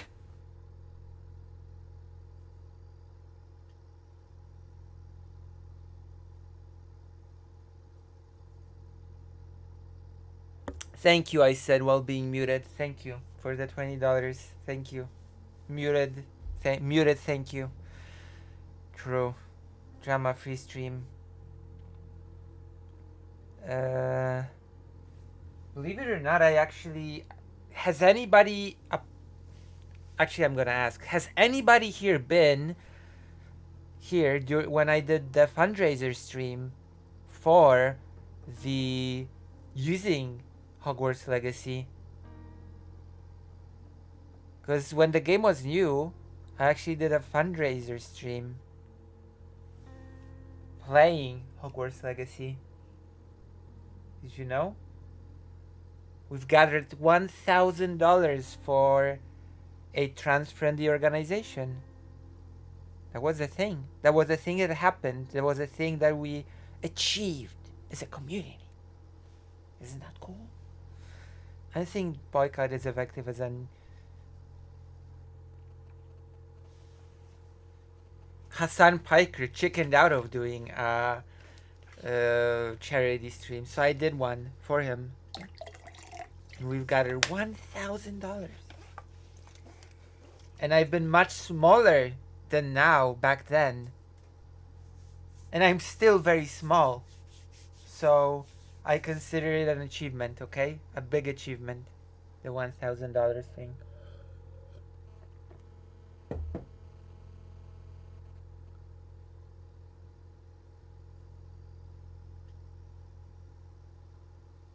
I dropped $100 before dono messages were working, so my one-liner got missed. When? Wait, when was that? What one-liner? Did you donate $100 today? And I missed it?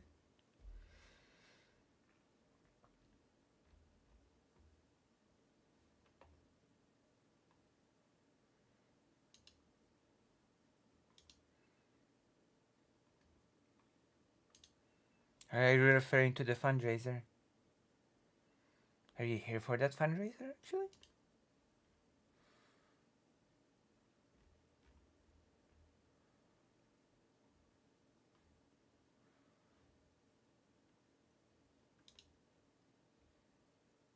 Oh, wow. So you were here for it. Nice.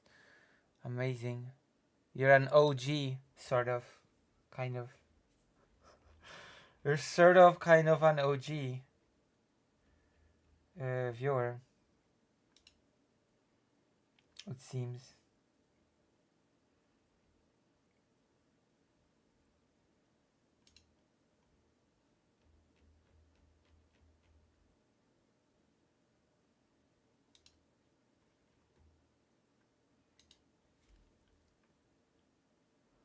That's true. Okay, we're gonna take a break from the game because I sort of wanna do the drama before I have to end stream.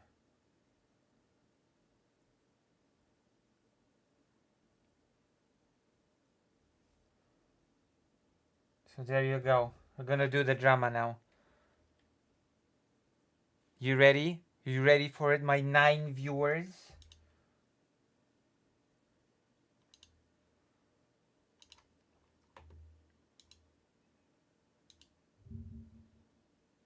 Yeah.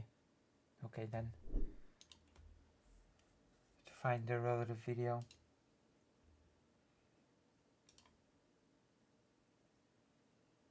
Copy link.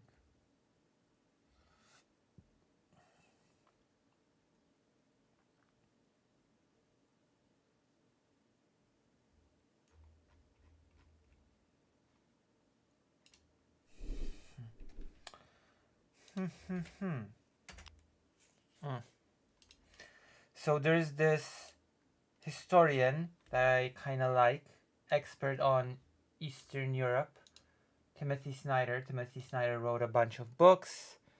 He wrote the Black Soil book. He wrote Bloodlands. He did a bunch of nice lectures that I'm still listening to. They all seem very sort of good, very nice. And this former professor from, I don't know, former history professor from Australia did a hit piece on Timothy Snyder, the historian that I really like. Made a whole video. I watched it beforehand. I'm gonna, full disclosure, this is not my first viewing. I watched it beforehand and I knew there was a hit piece. It's a hit piece and I have to react to it now. Okay? That is my equivalent of drama. That is the Lucy has a equivalent of drama. This is my drama content. Analyzing hit pieces of hack historians that try to attack Timothy Snyder. Okay, let's go. I got a lot to say. Got a lot to comment on. So let's go. Timothy Snyder is one of the most influential and prominent public intellectuals. Look. That's him to the right. Oh my god. How tall is Timothy Snyder? Or how short is Zelensky? That is my question number one for this video. Either how short is Zelensky or how tall is Snyder? Gosh. Oh my gosh. The contrast is stark. Today among historians. Jeff Rich, making sense of a puzzling world with his... Spoiler alert. Making sense of a puzzling world with history by Jeff Rich is basically America bad and Ukrainian people are dying for US interest. That's basically it. And Timothy Snyder is too obsessed with promoting Ukraine. He is very successful, sold many books, and he has incredibly successful Substack writing. Also, I'm gonna say it now. This person feels really salty about Timothy Snyder's success. That's another thing, okay? That's a whole other can of worms. This person feels a bit, just slightly jealous. About not so much history as current day, writing about not, and he has incredibly successful Substack writing. I've been recommended this book. Being recommended this book was actually my first sort of was the first time I've been exposed to this author. When someone said, oh, I've got a book recommendation for you on Tyranny, 20 Lessons from the 20th Century. That was like the very first time I've heard of this author.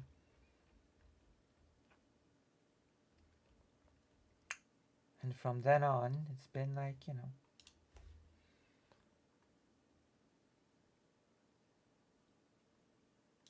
Writing about not so much history as current day politics with a bit of a historical angle. And his success comes from many strengths: his scholarship, his prose, and some of his big ideas about, I guess, European history. Big ideas. The sad thing about this video is that Mr. Rich does not name any of those big ideas.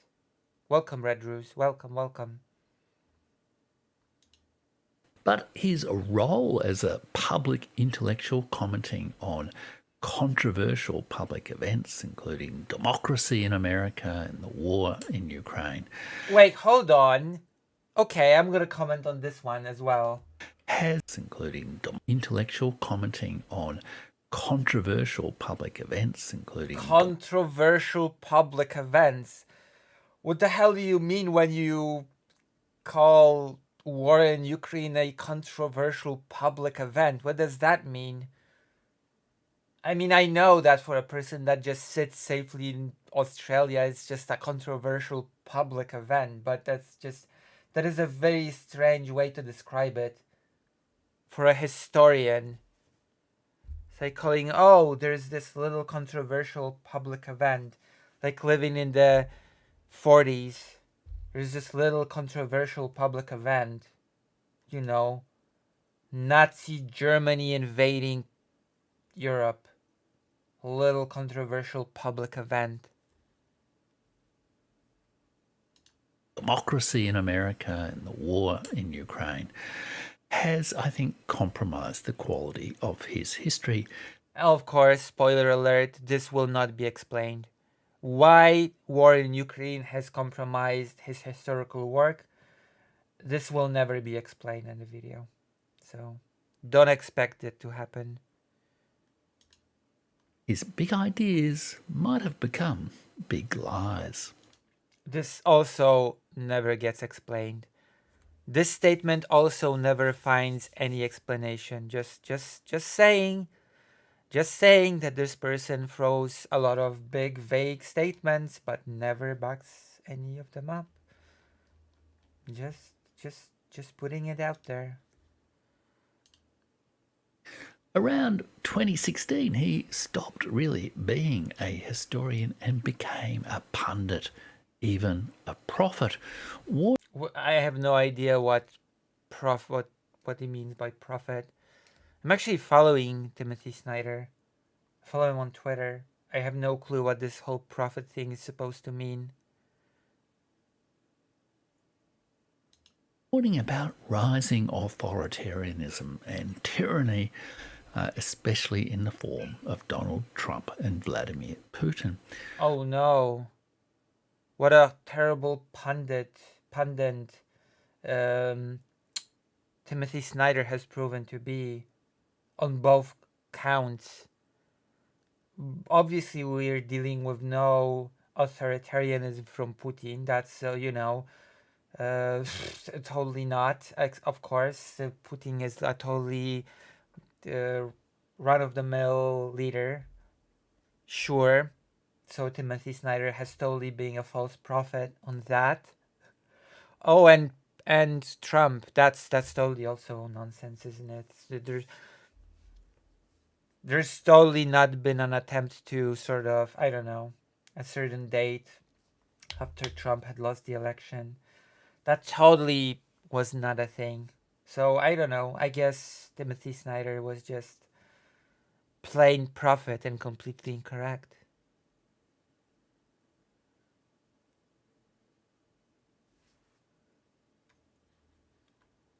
Prophet.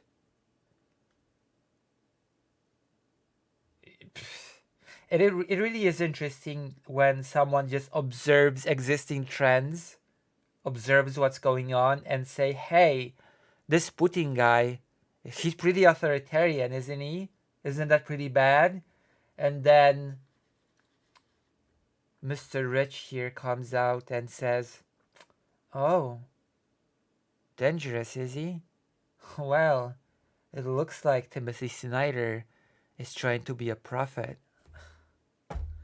When people have been warning about Putin since... Some people have been warning about Putin since he's been in power. I have a book from 2014. Maybe 15. I think it's max 2015. Okay? It's by two authors. And they, in 2015, that is a very interesting book because that is a book from 2015 that actually says that there will be a full-scale invasion on Ukraine in a few years. So I guess that's a prophetic book if there ever was one. But in that 2015 book, they say, we've predicted Putin years ago in the 90s and everybody laughed at us. So there you go.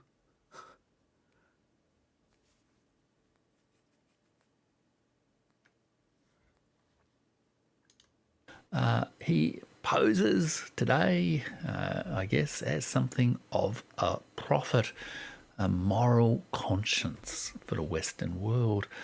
But I think he might. No, I just think he's a good historian. I'm sorry. What do you want from me? What moral conscience? Oh, God. I don't like this video. I'm sorry. I don't like this video's approach to the subject matter. I don't really like that a person that, from what I've seen from the video, has no expertise on Eastern Europe whatsoever, is commenting on Timothy Snyder's judgment on an Eastern European leader who's a despot. Have feet of clay, and tragically so in Ukraine, to which he is perhaps passionately overcommitted. Which I have no clue, again, what that means, to be passionately overcommitted to Ukraine. It's basically like saying, again, in the 40s, oh, this historian, so compromised, so passionately overcommitted to the defense of Europe against Nazi Germany. So unfortunate. So unfortunate and sad, because otherwise he was such a good historian. But now he's compromised. He's trying to be a prophet and a moral compass for the world. From 2010, the then obscure scholar of East European history. Yeah, because nobody cared about Eastern Europe. And someone sounds salty about the fact that he used to be obscure. And when actual events centered around Eastern Europe, he stopped being obscure, which makes perfect sense. And when things start circling around, sort of being focused around an area, then an expert on that area will gain more prominence. I don't think it's such a shocking revelation to ponder. Began to produce bestsellers that chimed in well with the worldview of the sort of Atlantic elite, people like Anne Applebaum. He had compelling prose that was supported. I really wonder what this person's take on the Holodomor is. Well, we're at it, because Anne Applebaum famously wrote the book, the Red Famine book. You know, the book about the Holodomor. It seemed by exhaustive pedantic detail culled from archives in multiple languages that few other scholars could speak. And since his breakout book of Bloodlands... Yeah, I actually went to the archives to study those things.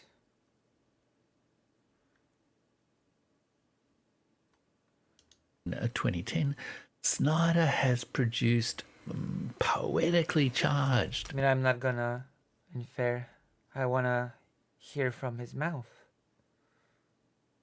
...denunciations of totalitarian Russia, both under Stalin and more recently under Putin, and other threats Wait, to hold on. And of totalitarian Russia, both. Okay, I'm gonna be pedantic, Mr. Historian, because this person says that Timothy Snyder does not provide any, empiricism.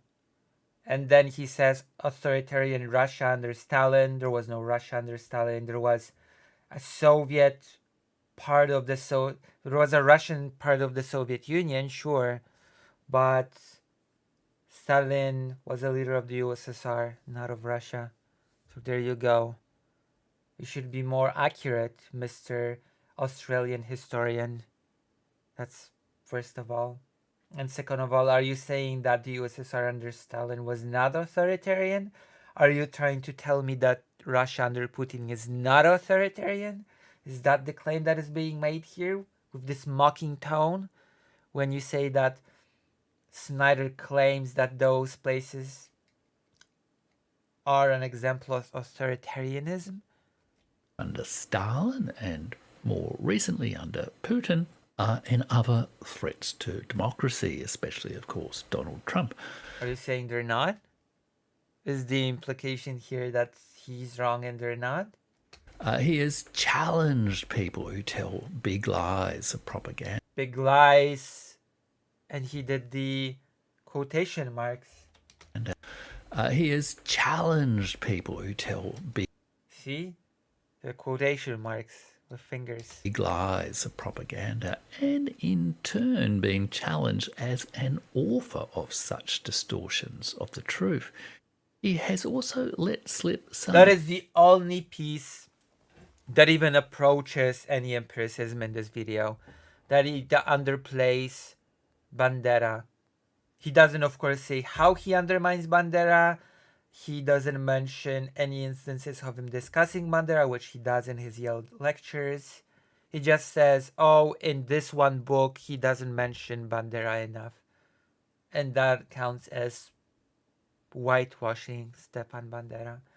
Even though in reality, nobody actually knows anything about Stepan Bandera. People just comment on Stepan Bandera based on the mythical image that was created around him, both negative and positive. Nobody engages in discussions about Stepan Bandera based on any historical fact and knowledge about the person. Ethically challenged apologies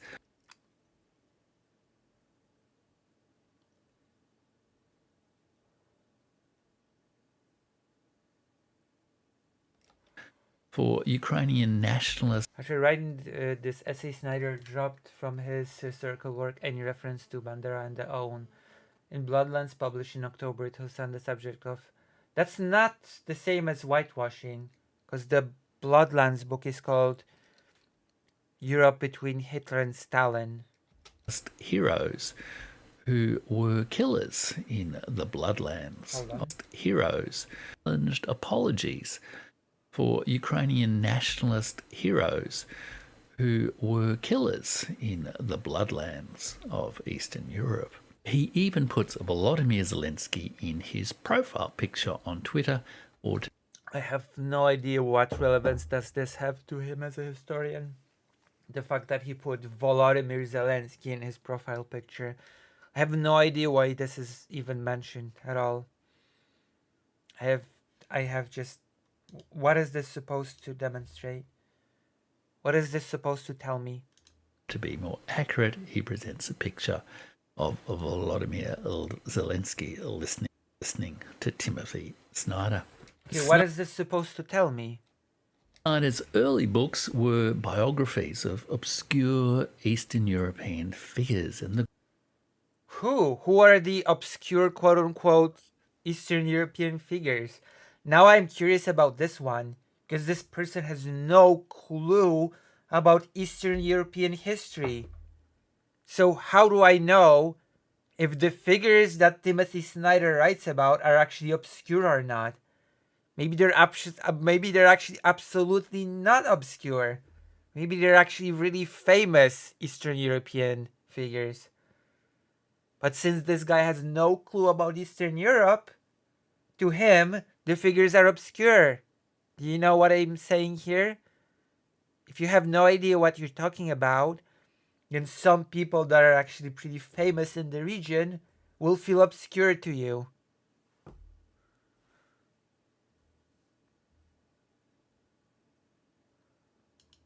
The growth of national ideas in the territories of the old Polish-Lithuanian Commonwealth. And I have no idea what this means. In the territories of the European figures and the growth of national ideas. The growth of national ideas in the old Polish-Lithuanian... I have no clue what this statement means. Because national ideas developed in full swing after the end of the Polish-Lithuanian Commonwealth. In the territories of the old Polish... in the terrains of the old Polish-Lithuanian... I don't even know why this reference to the Polish-Lithuanian Commonwealth was made. It was just dropped out of nowhere, not elaborated on, and then he just moved on. And that was it.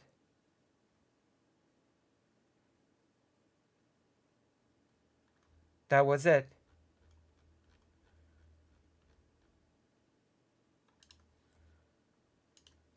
Lithuanian Commonwealth. In 2010, he published Bloodlands, Europe Between Hitler and Stalin, But apparently also Bandera.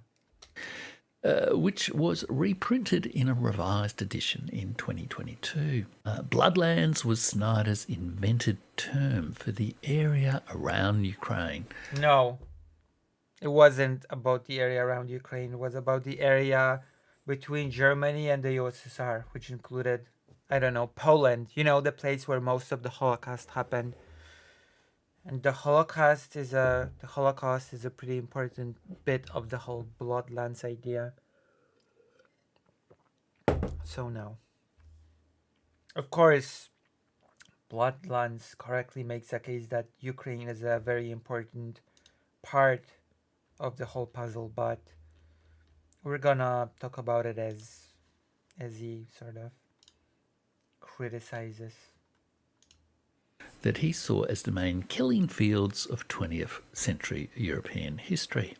It was a pretty big killing field of the 20th century European. Yeah, it was. You cannot deny that. The book focused on the region between Germany and Russia, where millions of civilians fell victim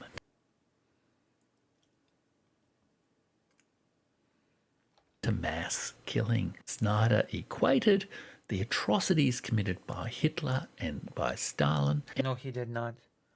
Absolutely not. No, he did not equate them. This is a ridiculous statement to make. But of course, I will add, this statement finds no justification in this video. He just states that he equivocates them. When what Timothy Snyder does is says that the terrain between Nazi Germany and the USSR have found themselves in the grip of those two powers and have suffered for it through mass death, like the Holodomor, which happened before Hitler could even dream of enacting his atrocities.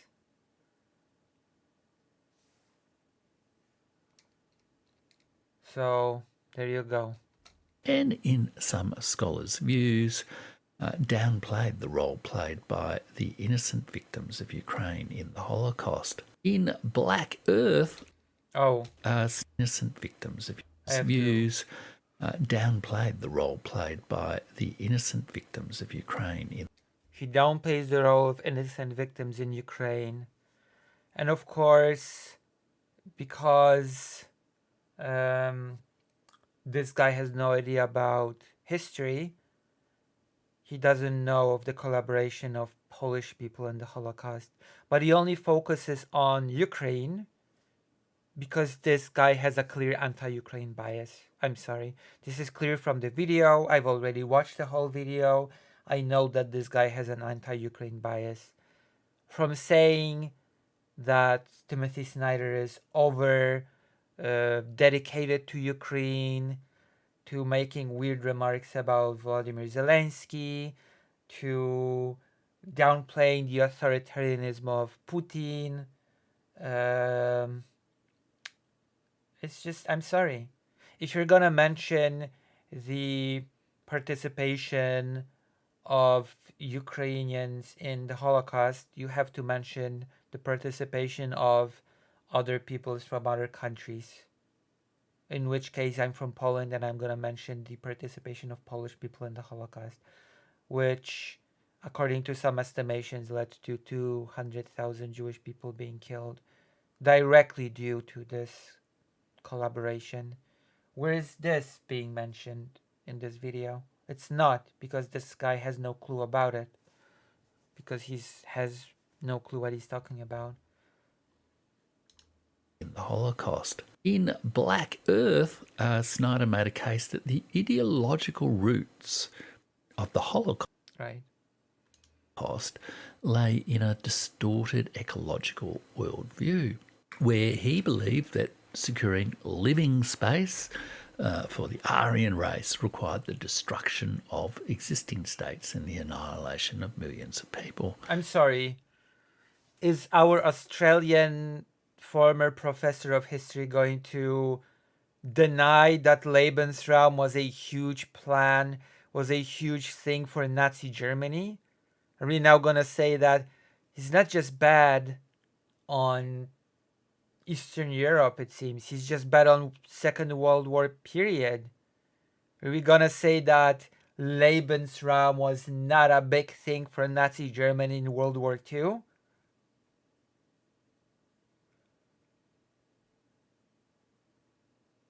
I'm pretty okay. I'm tearing apart a hit piece. I'm doing my equivalent of drama. Okay? This is my drama stream. This is my equivalent of a drama stream. So, yeah.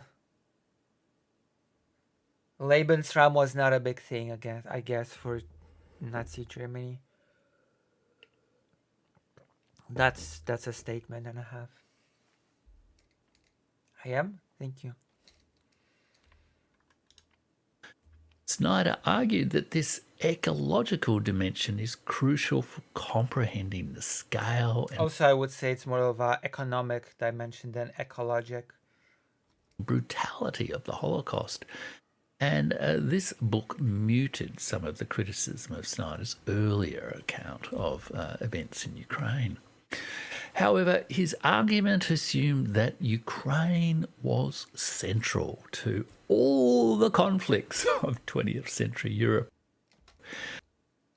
That's bullshit, by the way. That's a bullshit statement. And it betrays once again the anti-Ukraine sentiment. No, Timothy Snyder has not said that Ukraine was central to all the conflicts in 20th century Europe. What he did say, correctly, that during World War I, Germany's plan, only Germany's plan, was to conquer quickly, and they sort of enacted this plan. They did it too late, so they were not able to reap the fruits of their sort of plan. They were planning to extract resources from Ukraine in order to win the war, in order to be able to continue the war effort in the West. That was the plan. Not only Timothy Snyder writes about this. I've read about this from other historians. That was Germany's plan of not losing the war because they were running low on resources themselves. They were attempting to feed themselves through Ukraine, and by doing that, win the war. Okay? So in that case, for Germany, for sure, Ukraine was actually pretty crucial in World War I, the first big conflict of the 20th century. Alright? So no, right off the bat, he's not stating that it was super important for all countries in the conflicts of the 20th century. And then it was central for the Lebensraum plan, which again, I guess, was not that big of a deal according to Mr. Rich. Professor Rich. I'm sorry. Snyder argued that it was the black earth, the black soil, the famous fertile black soil of Ukraine, that was the central territory over which empires fought. No, he didn't say there was a central thing over all which all empires thought. Great Britain never thought over black soil. France never thought over black soil. It's ridiculous. It's a ridiculous statement. And obviously Russia fought over the black soil because Ukraine was part of the Russian Empire during World War I. And of course, it was... This is just ridiculous. This is just a silly statement. I'm sorry. And Timothy Snyder never claimed this. Timothy Snyder has never said this. And Ukrainians suffered as innocent victims as they strove to bring their nation to maturity despite the depredations of surrounding empires. I mean, yes, and that was true for Poland as well. If you're talking about surrounding empires, then yes, That was true for Ukrainian people. That was true for Polish people as well. Yes, correct. You've correctly identified the thing that Timothy Snyder is saying, even if you're mocking it. That is factually what happened. Ukraine was part of the Russian Empire. It was Russified. It was subjugated. So of course it was suffering under the Russian Empire. Then sort of the Germans came by the end of World War One, sort of kind of promising things, but in reality just wanting to exploit in order to win the war. So that happened. Then there was the whole Polish-Ukraine war, which Ukraine lost, and then fought together with Poland against the USSR. That ended with Ukraine once again being subjugated under the USSR and part of Ukraine being in Poland. It's a ridiculous statement that this really shows a clear anti-Ukraine bias once again in this person's. And the worst part is that this person has a clear anti-Ukraine bias, but has no clue about any of the subject matter. He has no clue about the history of this area. He has no clue about the history of Ukraine. Has no clue about any of this, but is operating on the America bad. He's not sort of inserted this whole America bad thing yet, but he will, and he's basically working from that and moving retrospectively back in history to say that Timothy Snyder is just over obsessed with Ukraine and is just making it a much bigger deal than it was, which of course is incorrect. Timothy Snyder is actually showing the pretty big importance of Ukraine when it comes to historical events, which is often underplayed. And he has a kind of a YouTube channel where he also presents his history of Ukraine, his Yale lecture history. Which, by the way, just as an aside, he does mention Stepan Bandera and UPA, etc. in those lectures that are being mentioned in passing here. So make of that what you will. His Yale University lecture series on the history of Ukraine. You can check that out if you want to. Since 2010, Snyder's role as pundit and prophet have overshadowed the. And I have no clue what this prophet thing is. I have not heard in this video even one thing that Timothy Snyder has prophesied. Not even one thing. This video commits the sin of what I hate the most, throwing a lot of vague statements out there into the ether without substantiating even a single one of them. Oh, Timothy Snyder is a pundit and a prophet. Okay. What do you mean? What did he try to prophesize? What was he a prophet about? What is that? What does that even mean, that he's a prophet? Or does he take vague signs and try to predict the future based on that? Or modest scholarship of a true historian. And what the hell does that mean? Modest scholarship of a true historian. Are you angry that Timothy Snyder is popular and successful and you're not? Are you saying that a real historian should not be successful? Is that what we're getting from here? You're not as successful as Timothy Snyder and it makes you mad. And it makes you want to say that he's not a real historian. Because he's not modest enough. Is that what is even your specialty as a historian? I have no clue. I just know this person is an ex-professor of history, and that tells me basically nothing. Nothing on what type of history he specializes in. his transition to a morally charged advocate for the central role of Ukraine in the saga of freedom. What saga for freedom? What saga for free? I have no clue what that means. A morally charged pundit in this saga for freedom, whatever that means.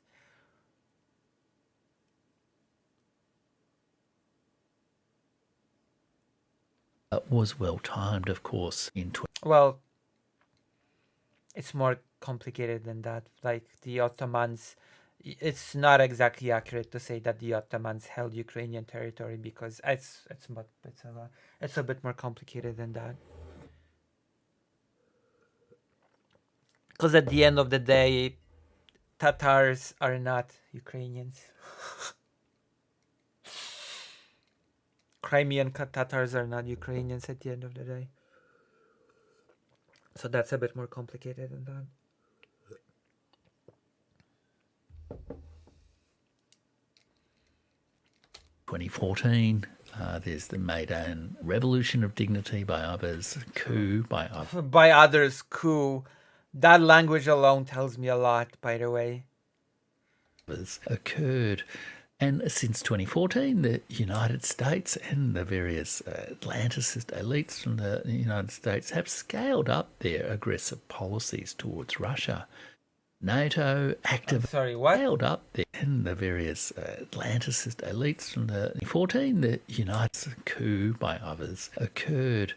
And since 2014, the United States and the various Atlanticist elites from the United States have scaled. Wow, what is this person's bias? I wonder, based on what I'm hearing now. Up their aggressive policies towards Russia. That is very interesting. This is so scholarly. This is the regimen of a true historian retelling the events of 2014. So in 2014, there was this Euromaidan, this revolution of dignity. Some say it was a coup. I'm not going to elaborate. And by the way, in 2014, suddenly the US and the Atlantic elites have ramped up their aggressive policy towards Russia. I wonder, has anything else happened in 2014? In Donetsk, Luhansk, in Crimea, have there been any events of note in Ukraine in 2014? Has Russia been doing any moves in Ukraine in 2004? I wonder. What might have caused the US to have a slightly more stern stance towards Russia, which, by the way, was not nearly as stern as this guy is describing it. Considering that Russia basically invaded Ukraine in 2014, let's just drop the pretense. NATO activated the defiant democracy of Ukraine in a war to... Oh, so it was NATO that started the war, not Russia, by invading in 2014. Good to know. And by making sham referendums in occupied territories. That's great to know, Mr. Rich. You're giving us so much context, so much rich history of that time. Expand NATO to the shores of the Pacific and the borders, the gates of St. Petersburg. It was all a plan of NATO, even though there were no plans of Ukraine joining NATO in 2014. There were talks of Ukraine getting into the European Union, of getting into certain treaties and certain agreements with the European Union, but the European Union is not NATO. I am sorry to inform you, Mr. Rich. Those two things are not one and the same. They're actually quite different. So I have no clue what you're talking about with this plan of defiant democracy. That was the plan to just expand NATO to St. Petersburg. especially since there's still countries to this day that oppose Ukraine joining NATO, and all countries have to agree for for an outside country to join NATO. Did you know that? Did you know that, Mr. Rich? Were you aware of this little factoid? And the US is among the two biggest opponents to Ukraine joining NATO. Did you know that as well?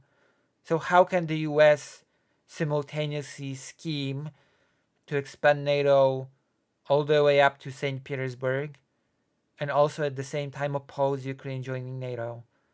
Can you connect the dots? Can you connect that for me so it makes sense? Because it sure does not make sense from my perspective, but maybe I'm just silly. Maybe I'm just too slow to understand the grand plans of NATO expansion. Poor Russia has been aggressed upon. They were just forced to invade Ukraine first in 2014 and then do a full-scale invasion in 2022. There was just no choice. Support the liberal rules-based order. Since that time, Snyder has been among the most prominent, prolific advocates of the Ukrainian cause. Here you go. I'm not sure. Are you saying that you're against the Ukrainian cause? Like being against the Ukrainian cause is basically like being against the Polish cause in 1939. I'm sorry. Although Poland, of course, fared much worse than Ukraine. And of the new American foreign policy of democracy against autocracy. Well, yeah, I'm sorry to say. I am sorry to inform you once again. Maybe you'd be more aware of this if you've done your homework on the region. But Ukraine is in fact moving towards democracy much more than Russia. And I'm putting it mildly, like right here. I'm making a very mild statement when I say that compared to Russia, Ukraine is it already is a democracy. It is a flawed democracy. It has a lot of problems with things like corruption, etc. But it is still a democracy at the end of the day. Russia is absolutely not. Russia is so far removed from what a democracy should be that it's just comical at this point to claim that the struggle of Ukraine against Russia is not a struggle of democracy versus autocracy. I don't know what sort of bias you have to operate under to disagree here. That Ukrainian struggle is a moral struggle. Then, of course, in 2016 happened. Trump, Brexit, death of David Bowie, and Snyder threw off any remaining scholarly scruples. He wrote... That's very ironic coming from this person, by the way, from what we've seen of the video so far. He has thrown away any scholarly scruples. Well, you're not showing any scholarly scruples in this video, I'm sorry to say. Like a man on a mission to save the world from a second Hitler in America, or perhaps worse yet, in or maybe it's a person that realizes that we are all living in this world, right? That we live in a society, the cliche, the meme, and that we need to be active in our political process, or else we will get a quote-unquote second Hitler, because they will take advantage of the fact that people will just not care, not participate, not try to do anything about it, and then, before you know it, you end up in a political situation that you're not really happy with. And I would think that a person that is a historian has some extra insight into how these mechanisms transpire, no? Because we have ample examples from history of that happening. Snyder's worldview, a second Stalin in the Kremlin. History took a back... I mean, Putin very clearly tries to make himself into a second Stalin, even though he's failing miserably. I mean, he does not have the resources at his disposal that Stalin had. Seat to moral grandiosity and prophecy. He became convinced that Donald Trump and Vladimir Putin were bringing the world to the brink of a catastrophic replay of the 1930s. And I mean, that's not just his opinion, by the way. Like, come on, are we really gonna downplay the invasion of Ukraine this much? Are we really gonna downplay the biggest war since World War II in Europe this much? Are we really gonna ignore all the statements of Trump about how he would handle Ukraine? Are we really gonna ignore the statement of Trump about how he would abandon some NATO countries for Russia to do whatever the hell it wants? Are we really gonna do that? Undermine the whole NATO thing? Are we really gonna ignore that Putin made a whole speech before the full-scale invasion in which he basically said that all countries that used to be in the Russian Empire within the Soviet sphere should return to being under the Russian supervision, Russian influence? Are we gonna ignore that? Is that too inconvenient to the narrative of America bad? indeed had a very significant role to play in the increasingly frenzied discourse along those lines over the last. You're not gonna back any of your statements. Why is it frenzied? You're saying it's frenzied. Russia backs Trump and Trump helps Russia in return. This has been true for a decade. See my road to unfreedom. Why is it frenzied? Like, you cannot just throw out a statement and not substantiate it in any way. Last 5 to 10 years, Snyder came to see the mundane world of international and domestic politics, which is, you know, in its day-to-day reality, much less interesting than it's often talked about. Yeah, when your ass is sitting in Australia, then maybe day-to-day politics seem boring and much less interesting than portrayed. But do you know where day-to-day politics are not as boring as you think? Donetsk. That place is pretty, I don't know, I would say it's pretty intense politically right now. Its day-to-day is definitely not boring. Oh, whatever. There's Kharkiv. I don't think people in Kharkiv are bored by their political day-to-day. Wow.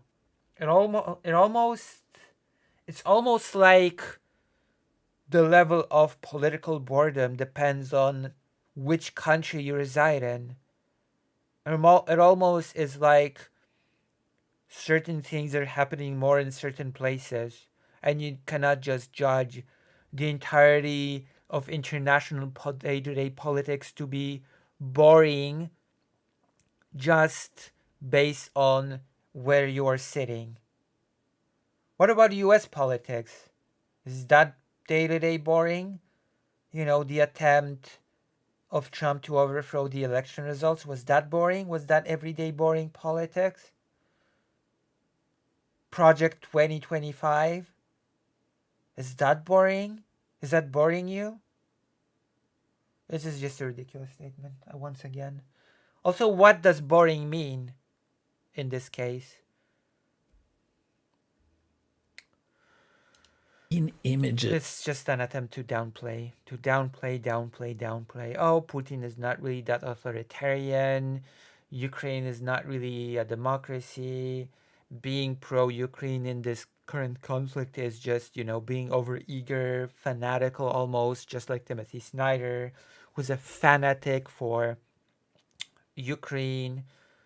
And as we're gonna hear later, of Timothy Snyder is just a puppet for U.S. interest, of course.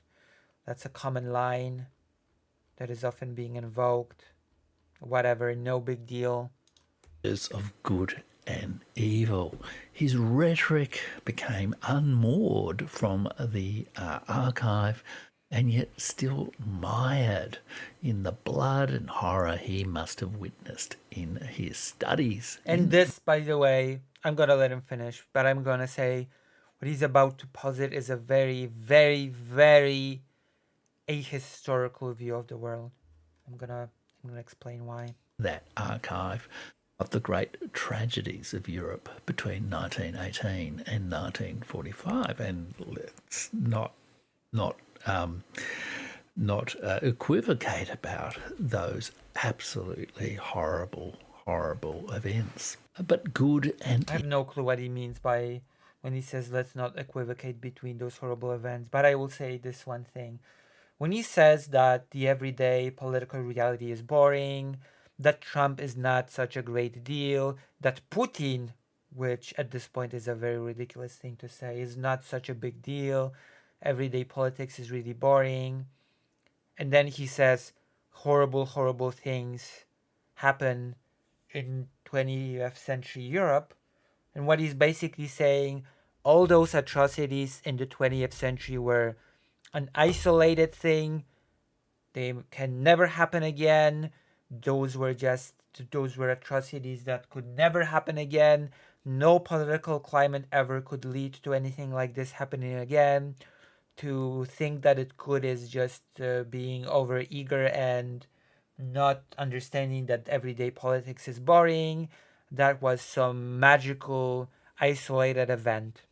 The horrible atrocities of the 20th century. This is basically what he is saying with this whole spiel.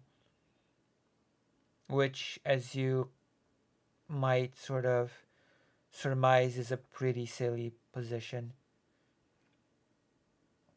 Oh, Timothy Snyder is fear-mongering that we might see a repeat of the 1930s, that we might see horrific atrocities happen. Oh, Timothy Snyder, the prophet. I'm sorry, the horrible atrocities are already happening. Bucha, Irpin, Izium, those things happened, and there are probably many more that we don't know about. Mariupol, have we forgotten about that? Mariupol, a little city with mass graves. We don't know how many mass graves are filled in Mariupol because we have no insight into the matter. So this whatever this is, it's just ridiculous. It's just ridiculous. evil took over his language, and a missionary. And I don't really care about the use of good and evil in this case. Yes, I will say it. Ukrainian struggle is a moral struggle for survival. I'm fine with using terms such as good and evil in this case. I'm sorry, I'm just For a missionary role for the historian as prophet beclouded. And I have no clue what this whole prophet thing is about. We are 9 minutes in. I've still not been explained to what this prophet thing is referring to. We're pretty deep into the video. I still have no clue what Timothy Snyder being a prophet even means. And I have a feeling, well, I know, I've watched the video. We're not going to find out. His ideas. He wrote in The Road to Unfreedom, the moral question of what is good and evil in public life can never be separated from the historical investigation of structure. It is the politics of inevitability and eternity that makes virtues seem irrelevant or even laughable. What he's referring to is, for example, the idea that Russia always was, that Russia always was as it is, and that Ukraine was always part of that Russia. You're welcome. Ability by promising that the good is what already exists and must predictably expand. Eternity by assuring that the evil is always external and that we are So that's not what he means. Ever its innocent victims. If we wish to have a better account of good and evil, we will have to resuscitate history. So this is a very big mischaracterization of what Timothy Snyder is saying. That's just saying. It's not terribly empirical, is it? No, You're right. This whole video is not terribly empirical. You have yet to make a single empirical claim, in fact. How curious is that?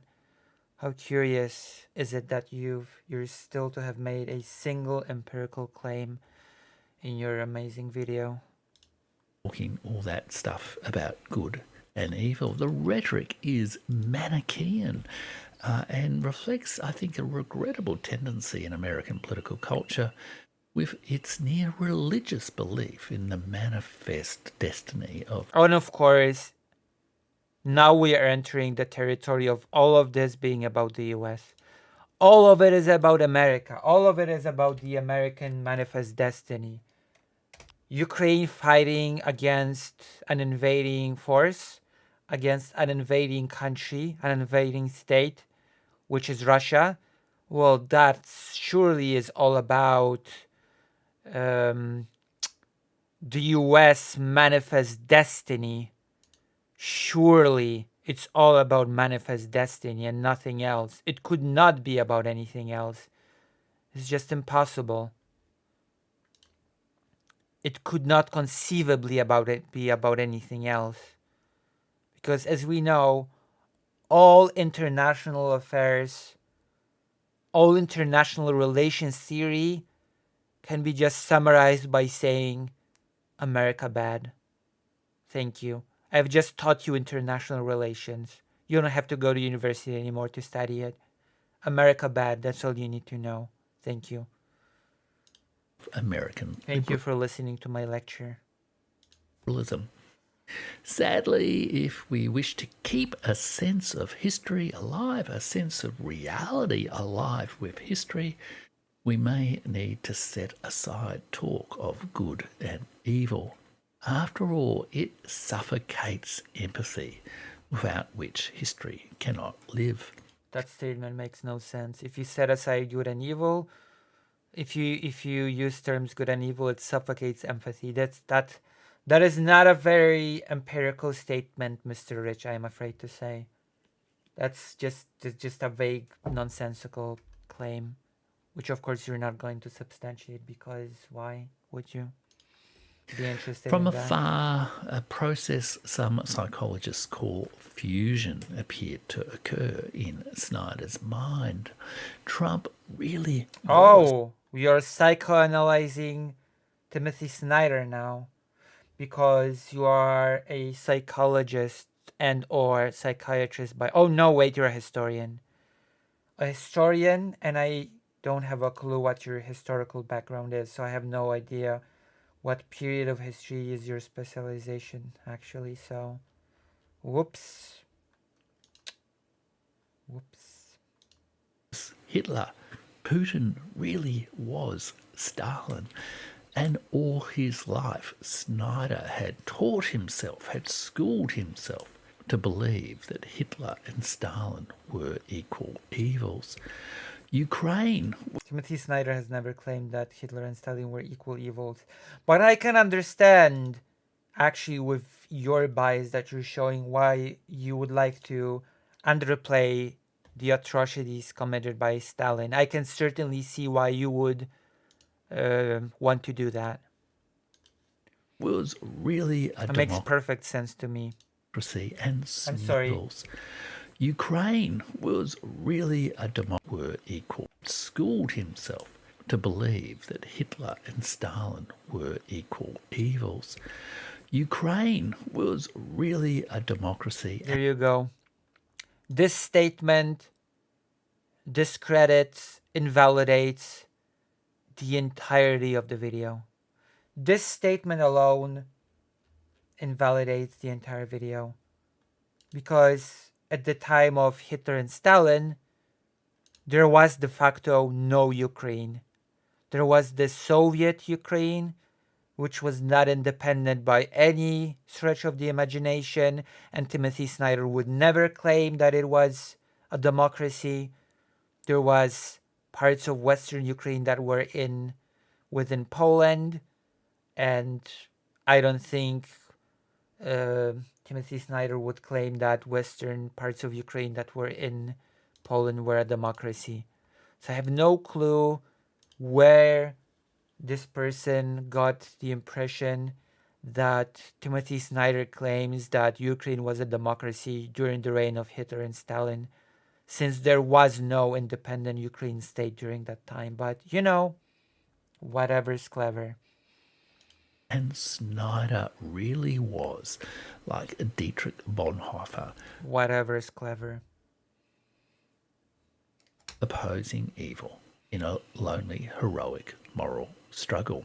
He produced a strange book on tyranny, 20 lessons from the 20th century. Strange book. That was the first book by this author that was recommended to me. I still haven't gotten it. But I know on good authority, that is much better authority than this person, I am sad to report, that this book is actually pretty good. So I will say I will trust the person that has recommended me the book far more than I trust this person. It was very successful in the mood of the years after Trump's election. And I recall buying it myself and my disappointment. It turned the complex history of this terrible 20th century. Ah, yes, because you're totally not reducing everything to NATO just wants to expand and US bad. You're totally not reducing the complexity of international relations. Nope. Nope. Into Not anodyne at all. tips that you might hear on, well, Timothy Snyder's YouTube channel. Indeed, Professor Snowden reproduced video Snowden, Professor Snowden. versions of his 20 lessons recently on his YouTube channel. Do not obey in advance began the book and became a rallying cry to defy Trump. Snyder became a key enabler of the Russiagate hoax, now well established as an unfounded allegation. Has it really been established as an unfounded allegation? I'm pretty sure that the Russian meddling into the election has actually been pretty well corroborated, but And perhaps in his fusion dreams, he even hoaxed himself. oh, Other homilies from Snyder would how clever. barely help with the normal difficulties of life, let alone a genuine threat to democracy. Stand out, believe in truth, listen for dangerous words. Rarely has deep reflection, deep I'm really astonished by how much this person talks and how little he says. He says that Timothy Snyder does not show much empiricism, while this person, once again, 12 minutes in, not a single empirical claim to be seen or heard or experienced with any sort of senses, which is very interesting. scholarship and knowledge of the horrors of the 20th century produced such banality of virtue. Snyder even did not take his own advice. His explication of his Ohio preacher boy's homily to listen for dangerous words was, be alert to the use of the words extremism and terrorism. Be alive to fatal notions of emergency and exception. Be angry about the treacherous use of patriotic vocabulary. We're about to see some dishonesty, so fair warning. Yet, since 2022, such dangerous words like Slava Ukraina decline. There is no such thing as Slava Ukraina. At least try to.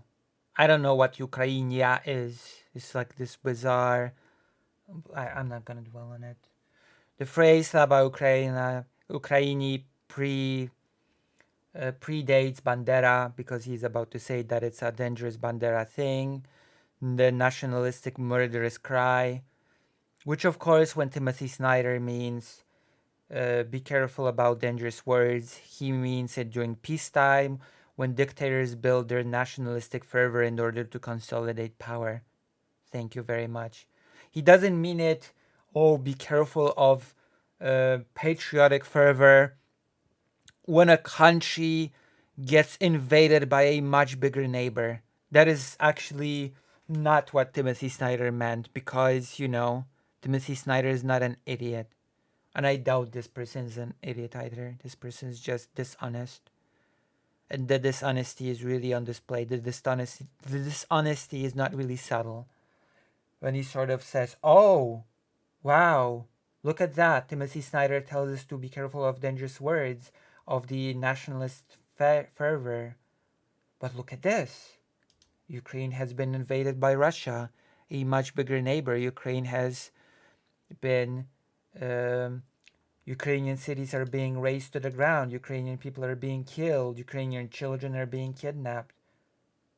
And Ukrainians are rallying under the slogan, under the cry, Slava Ukraini? Wow. That's mighty hypocritical of you, Timothy Snyder. What am I even supposed to make of this? What am I even supposed to say to this? This is a really weak argument, really. Named by the patriotic killers, terrorists of the 1930s. 1 moment. The patriot Slava Ukraina, declaimed by Declaimed.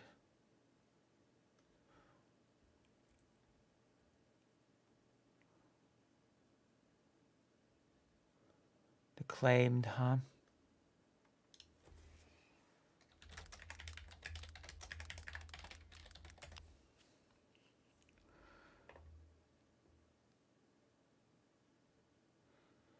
Let me see. Slava Ukraini.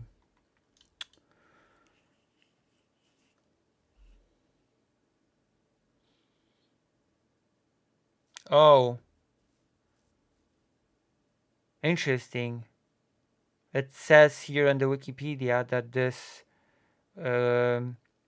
greeting has been used far earlier than during Stepan Bandera's lifetime. It's interesting.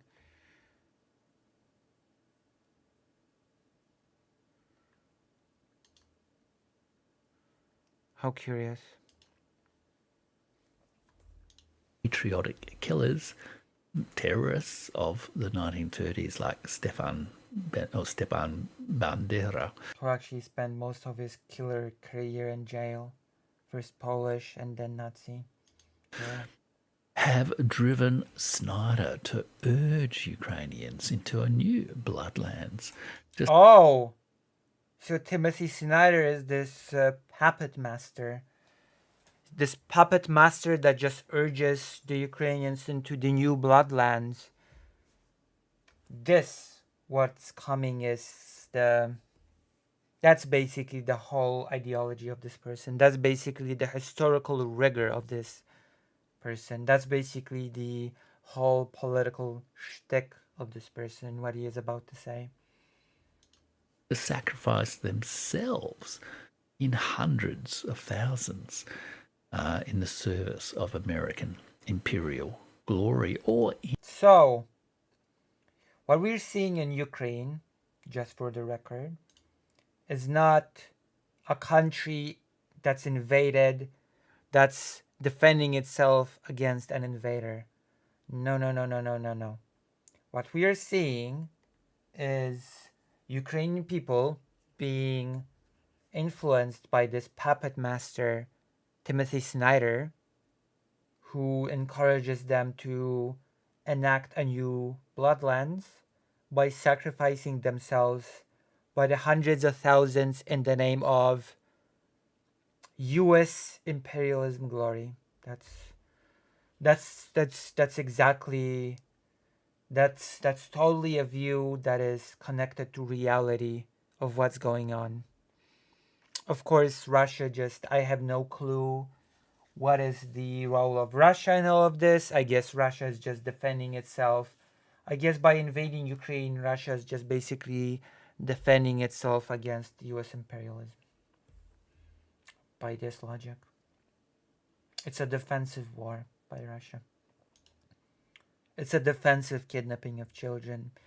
It's a defensive bombing of civilians. It's a defensive murdering of civilians by shooting them in the head with hands tied behind their back. It's all in the name of fighting US imperialism, of course. In Snyder's own patriotic vocabulary in the service of a defiant democracy. Oh yeah, that is what happens when a country invades another country. When a country that is not a democracy by any stretch of the imagination invades a country that is a democracy, even if a flawed one, then yes, a country that defies against such an invasion is in fact a democracy defiant. Yes, that's. I'm not sure. Are you gonna explain what you mean by this? Are you gonna get into more details? Oh, you're not. Okay. Cheered on from the discreet luxury of Yale common rooms. Snyder has I mean, Timothy Snyder at least goes to Ukraine. Have you ever been to Ukraine? Ever? In your life? No? I'm not sure. Maybe he has. appeared in television ads to raise funds for various aspects of the NATO and Ukrainian military effort, such as his Safe Skies appeal. Which is a very good appeal. Because Safe Skies appeal, I mean, is this person against the Safe Skies appeal? You know, the thing that advocates for securing Ukrainian skies so that civilian cities will not be bombed? Is that the whole awful thing? Is that the awful initiative that we're supposed to be shocked by? Every time, okay, every time a air siren would go off, and I would check my little application to see what the danger is, which areas are endangered, what type of danger are we dealing with, airships, ships, missiles, drones, whatever. There's at the bottom this little thing, Safe Skies Initiative, and then you can sort of support it. Am I supposed to be against an initiative that is about protecting civilians from being bombed? Am I really supposed to look at this and be like, ew, U.S. imperialism, ew, God, Timothy Snyder is doing such a bad, horrible thing. He is such a zealot. Oh, for that Ukraine. Is that really supposed to be my reaction? Has made the case at the World Economic Forum in 2023 for why Ukraine must win the war. Are you saying Ukraine should not win the war? Are you saying that the country that is being invaded by Russia should not win the war? Which again, I know people say that it's overplayed, but it's basically like saying, oh God, this guy from the US, he's advocating, he's saying in his speech at whatever event why Poland should win the war against Nazi Germany. Oh no. For the sake of European values. No. He actually never uses that phrase, European values. He does say for the sake of European security. He does say for the sake of European stability. He does say for, well, basically those two things are a reoccurring theme. Russia must be defeated for the sake of European security and stability, yeah. Timothy Snyder never uses the term European values.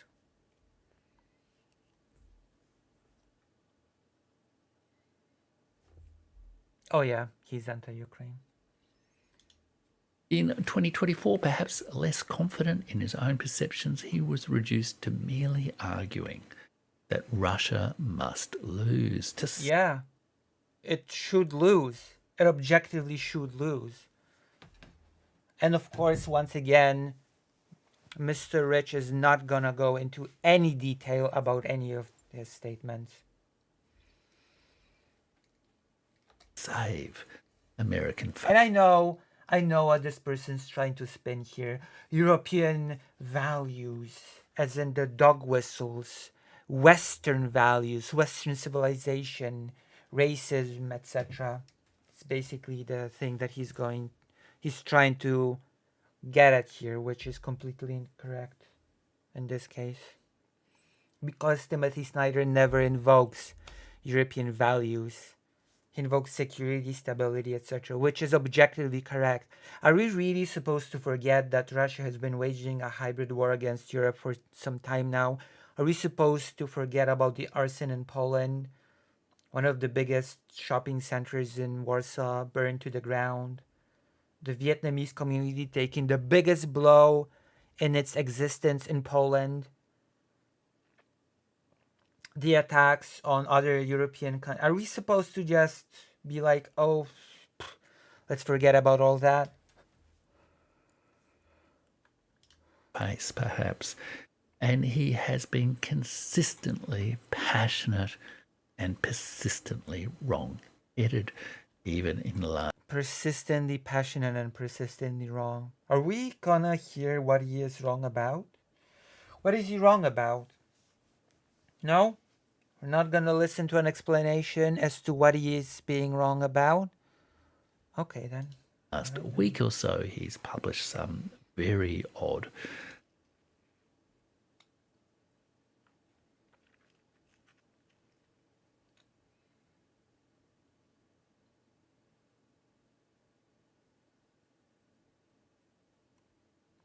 He's basically saying that it was a good move for Biden to step down.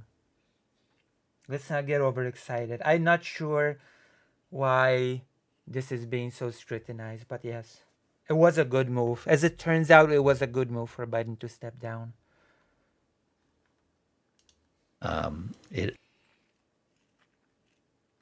Opinion pieces in the Financial Times and on his Substack about both the Ukraine war and Joe Biden's presidency. He crossed the line from history into the swamplands of propaganda.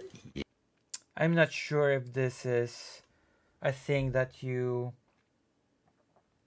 have the authority to say, considering that you explained the events of 2014 as such. There was Euromaidan, which was a revolution of dignity to some, but a coup to some. And then, in 2014, the US and NATO elite suddenly became more aggressive towards Russia. And nothing happened in between those events. How interesting. Yeah, sure. Sure. You're the one person to point out propagandizing. Sure. Sure. Sure thing. Years ago, and is now well and truly lost to firm land. Well, then you're lost. He has said and tweeted regrettable things, urging every kind of weapon to be employed. This is another example of dishonesty. Against things, urging every kind of weapon to be employed against the Russian menace. Every kind of weapon in a world of biological and nuclear weapons. So he's implying here that Timothy Snyder is advocating for Russia to be gassed and bombed with nuclear weapons, which is ridiculous. I'm sorry, this goes from the territory of dishonest to the territory of plain stupid. What Timothy Snyder means when he advocates for all sorts of weapons to be sent is long range artillery, long-range missiles. He means conventional weapons. All sorts of conventional weapons. And claiming otherwise is dishonest. Especially considering that Russia has been using biological weapons throughout this war. Especially considering that Russia has been warning Europe with nukes every single day at this point. So, yeah. Speaking of propagandizing, a very interesting point we have found ourselves in. Oh, you want all sorts of weapons to be sent to Ukraine. You want to arm Ukraine with nukes. Is that right, Timothy Snyder? You want Ukraine to gas all of the Russians. Isn't that right, Timothy Snyder? Terror. His Twitter profile features an image of Zelensky hanging on, the great There we go. We're coming back to this. I have no idea why. Now we are in fact coming back to this image. Professor's every word. Snyder is by no means the only historian to be led astray by the illusions of power conferred on public intellectuals or the service of Translation. Timothy Snyder is popular. I am not. I'm very jealous. Imperial interests or the imperial interests of the US, of course. Seductive songs of nationalism. There have been... Yes, Timothy Snyder. The nationalism oozes from his works.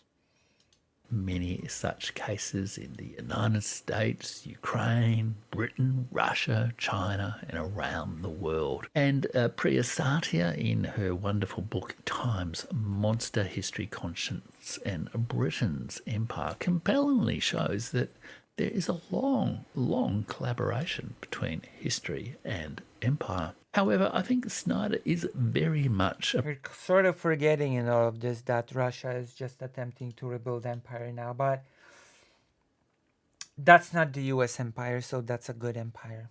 So that's the good one.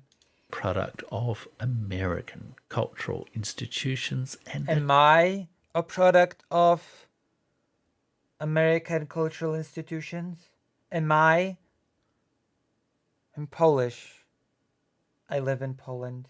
Am I a victim of American cultural institutions? Tentacles of its national security apparatus. Oh, The fusion of the CIA. Stalin into Hitler began with totalitarianism in Cold War America and was led by Zbigniew. The totalitarianism. I don't think this person understands what the word totalitarianism means. If he thinks that the US was a totalitarian state during the Cold War, I am not sure if this person even grasps what the term authoritarianism means. Brzezinski. And Timothy Snyder has been among the most talented prose writers in that tradition, but I don't think he is its greatest mind. The tradition itself is now as decadent as the overstretched American empire. Vast number... It's all about the American empire, isn't it? No other factors matter in international relations. It's all about the US. Of second-rate scholars and two-bit YouTubers churn out these kind of ideas. There's universities, foundations, think tanks, YouTube channels, even Substack newsletters like Timothy Snyder's. Ultimately, Timothy Snyder made his choices, and like all of us, will have to live with his errors. He threw his lot in with American geostrategists, propagandists, and somewhat sketchy Ukrainian nationalists. There you go. More propagandists and somewhat sketchy. This is not manipulative. This is not dishonest at all. Oh, he just buddies with sketchy Ukrainian nationalists, shows Volodymyr Zelensky. No explanation, No, I don't know. Nothing. Are you gonna explore this? Are you gonna explain this? Are you gonna elaborate? Why is Zelensky supposedly a sketchy Ukrainian nationalist? Are you gonna anything? No? Oh, okay. Sure. Ukrainian nationalists. Okay. More genuine scholars like Richard Sakwa are muted and deplatformed, while Hold on. Richard Sakwa. Let's see.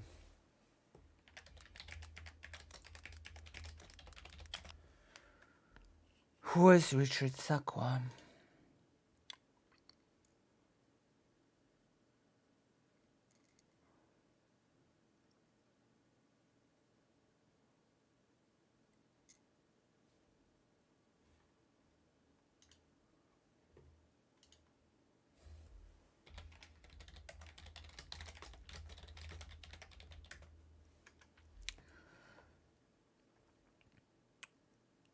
Oh, a fellow at the National Research University Higher School of Economics in Moscow.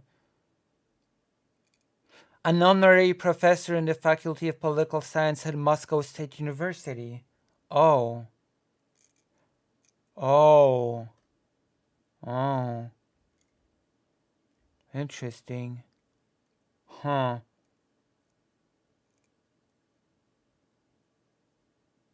How interesting.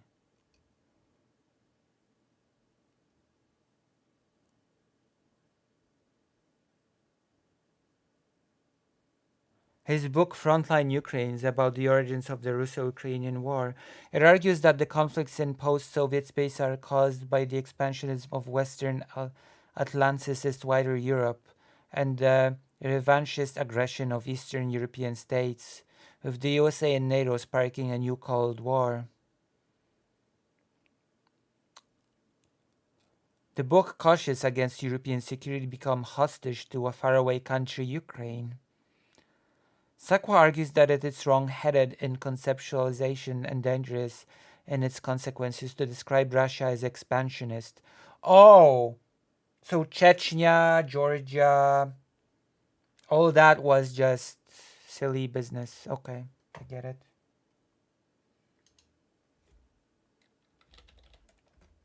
All that's just silly business. I understand.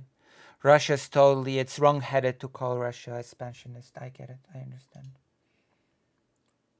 I get it.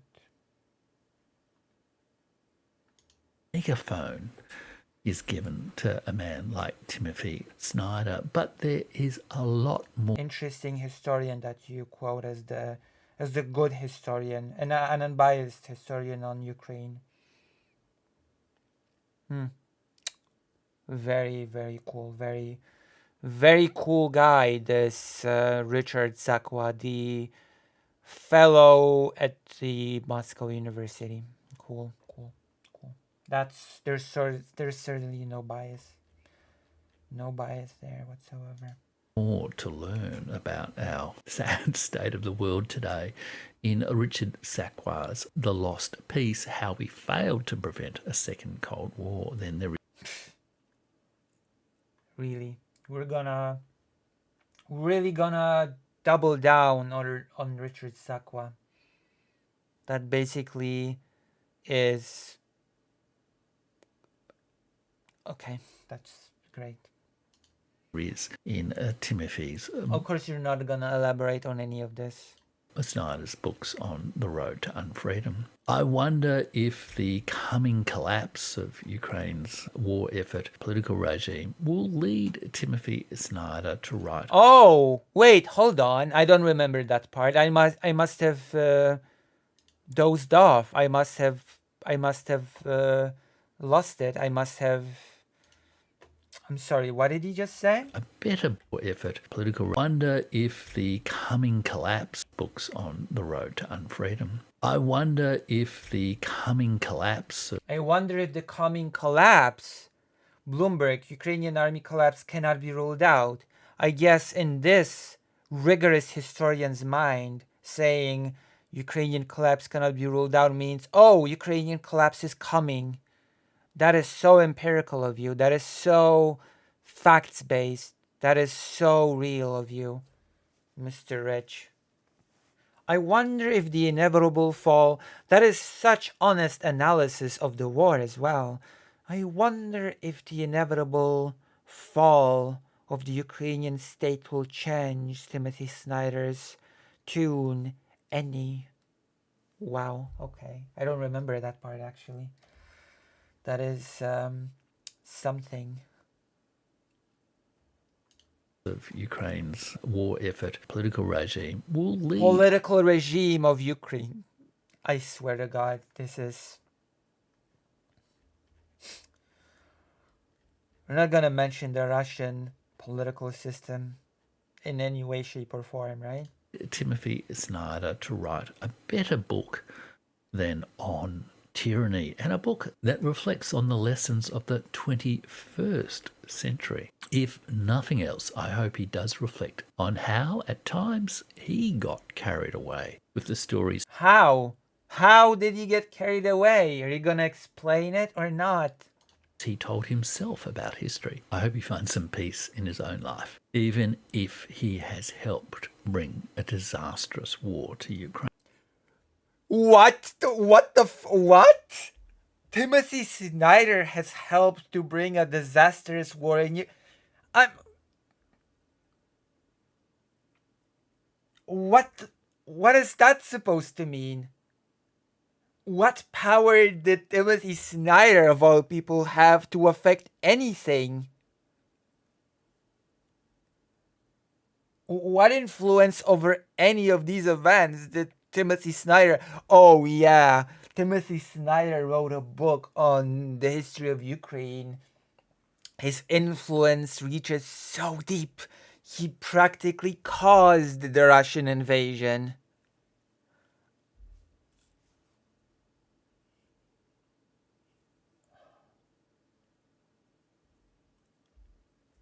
Timothy Snyder is a much more powerful political figure than I even imagined. Right. Even if he has helped bring a disastrous war to Ukraine. Sure. I had no idea the level of influence that Timothy Snyder had, but I guess I'm just naive. He does write that book on the lessons of the 21st century. Perhaps he could title it On Fear and Loathing and make the first lesson of the 21st century this piece of ancient wisdom spoken by the Buddha. You What does that mean? will not be punished for your anger. You will be punished by your anger. Thanks for listening. Do check out this other video here on another great aspect of making sense of a puzzling world with history. I'm sorry. Timothy, If people made sense of the puzzling world of history via your videos, then people would be totally lost because you've said nothing. This was a 19 minutes 27 seconds of nothing. You said nothing of substance. You said a lot of vague statements, which of course had to be deconstructed and sort of pushed back against, but nevertheless you have not said really anything. The only one thing that could be counted as saying something is that you say that he underplayed Bandera, and that's not saying much either, considering how little you know probably about Bandera. So that was a horrible video. That was a very uninformed video. It was ironically enough, this was a propaganda piece, basically saying Russia's not so bad. Russia's interests must be protected. Russia was basically pushed into this war by the US, by NATO, by Timothy Snyder of all people. I don't know. I guess that's what happens when someone gets famous and a historian gets jealous or something. I don't know what this is supposed to. I have no clue what this is supposed to achieve. Let's look at the comments.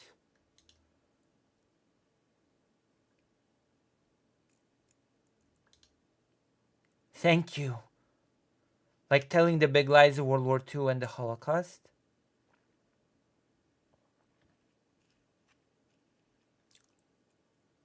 "10 minutes and then no lie enumerated garbage."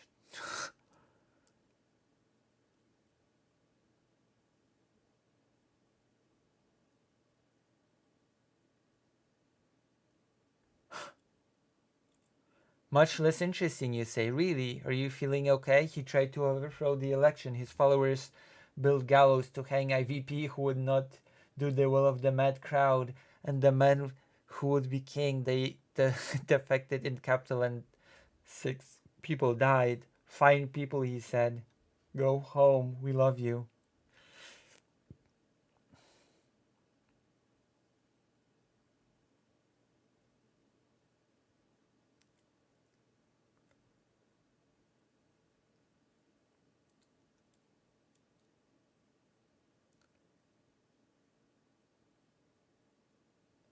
Oh yeah, because the Katyn massacre is so fake.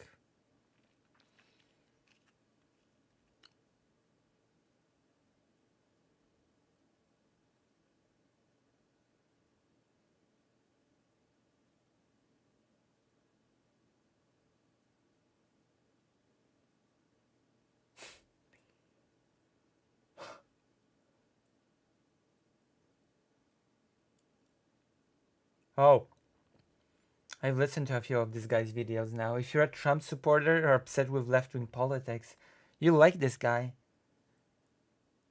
He comes of us very intelligent and insightful, but he relies on fallacious arguments to support his views. Oh, no kidding.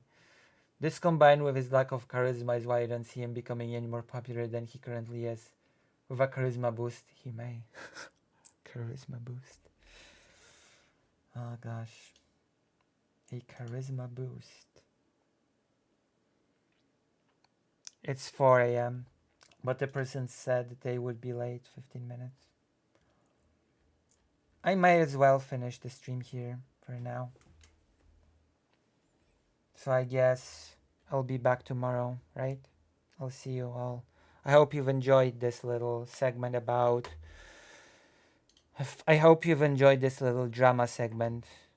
I'm gonna call it that. How did you like? Have you enjoyed this little drama segment that I've cooked up for you? You like Lucy has a dipping into drama?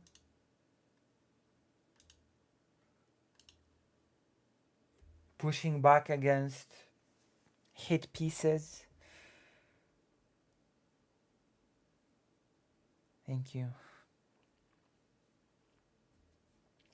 Unless you nap. Damn. Nobody liked my little drama segment? No nice feedbacks? Well, then I guess I'll finish the stream now. We'll see you. See you later. See you later. Bye bye. Bye bye.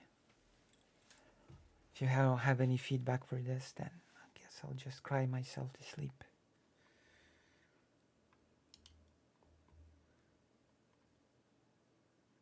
Nice, thank you. The guy was absurd, thank you. But I finished the stream now.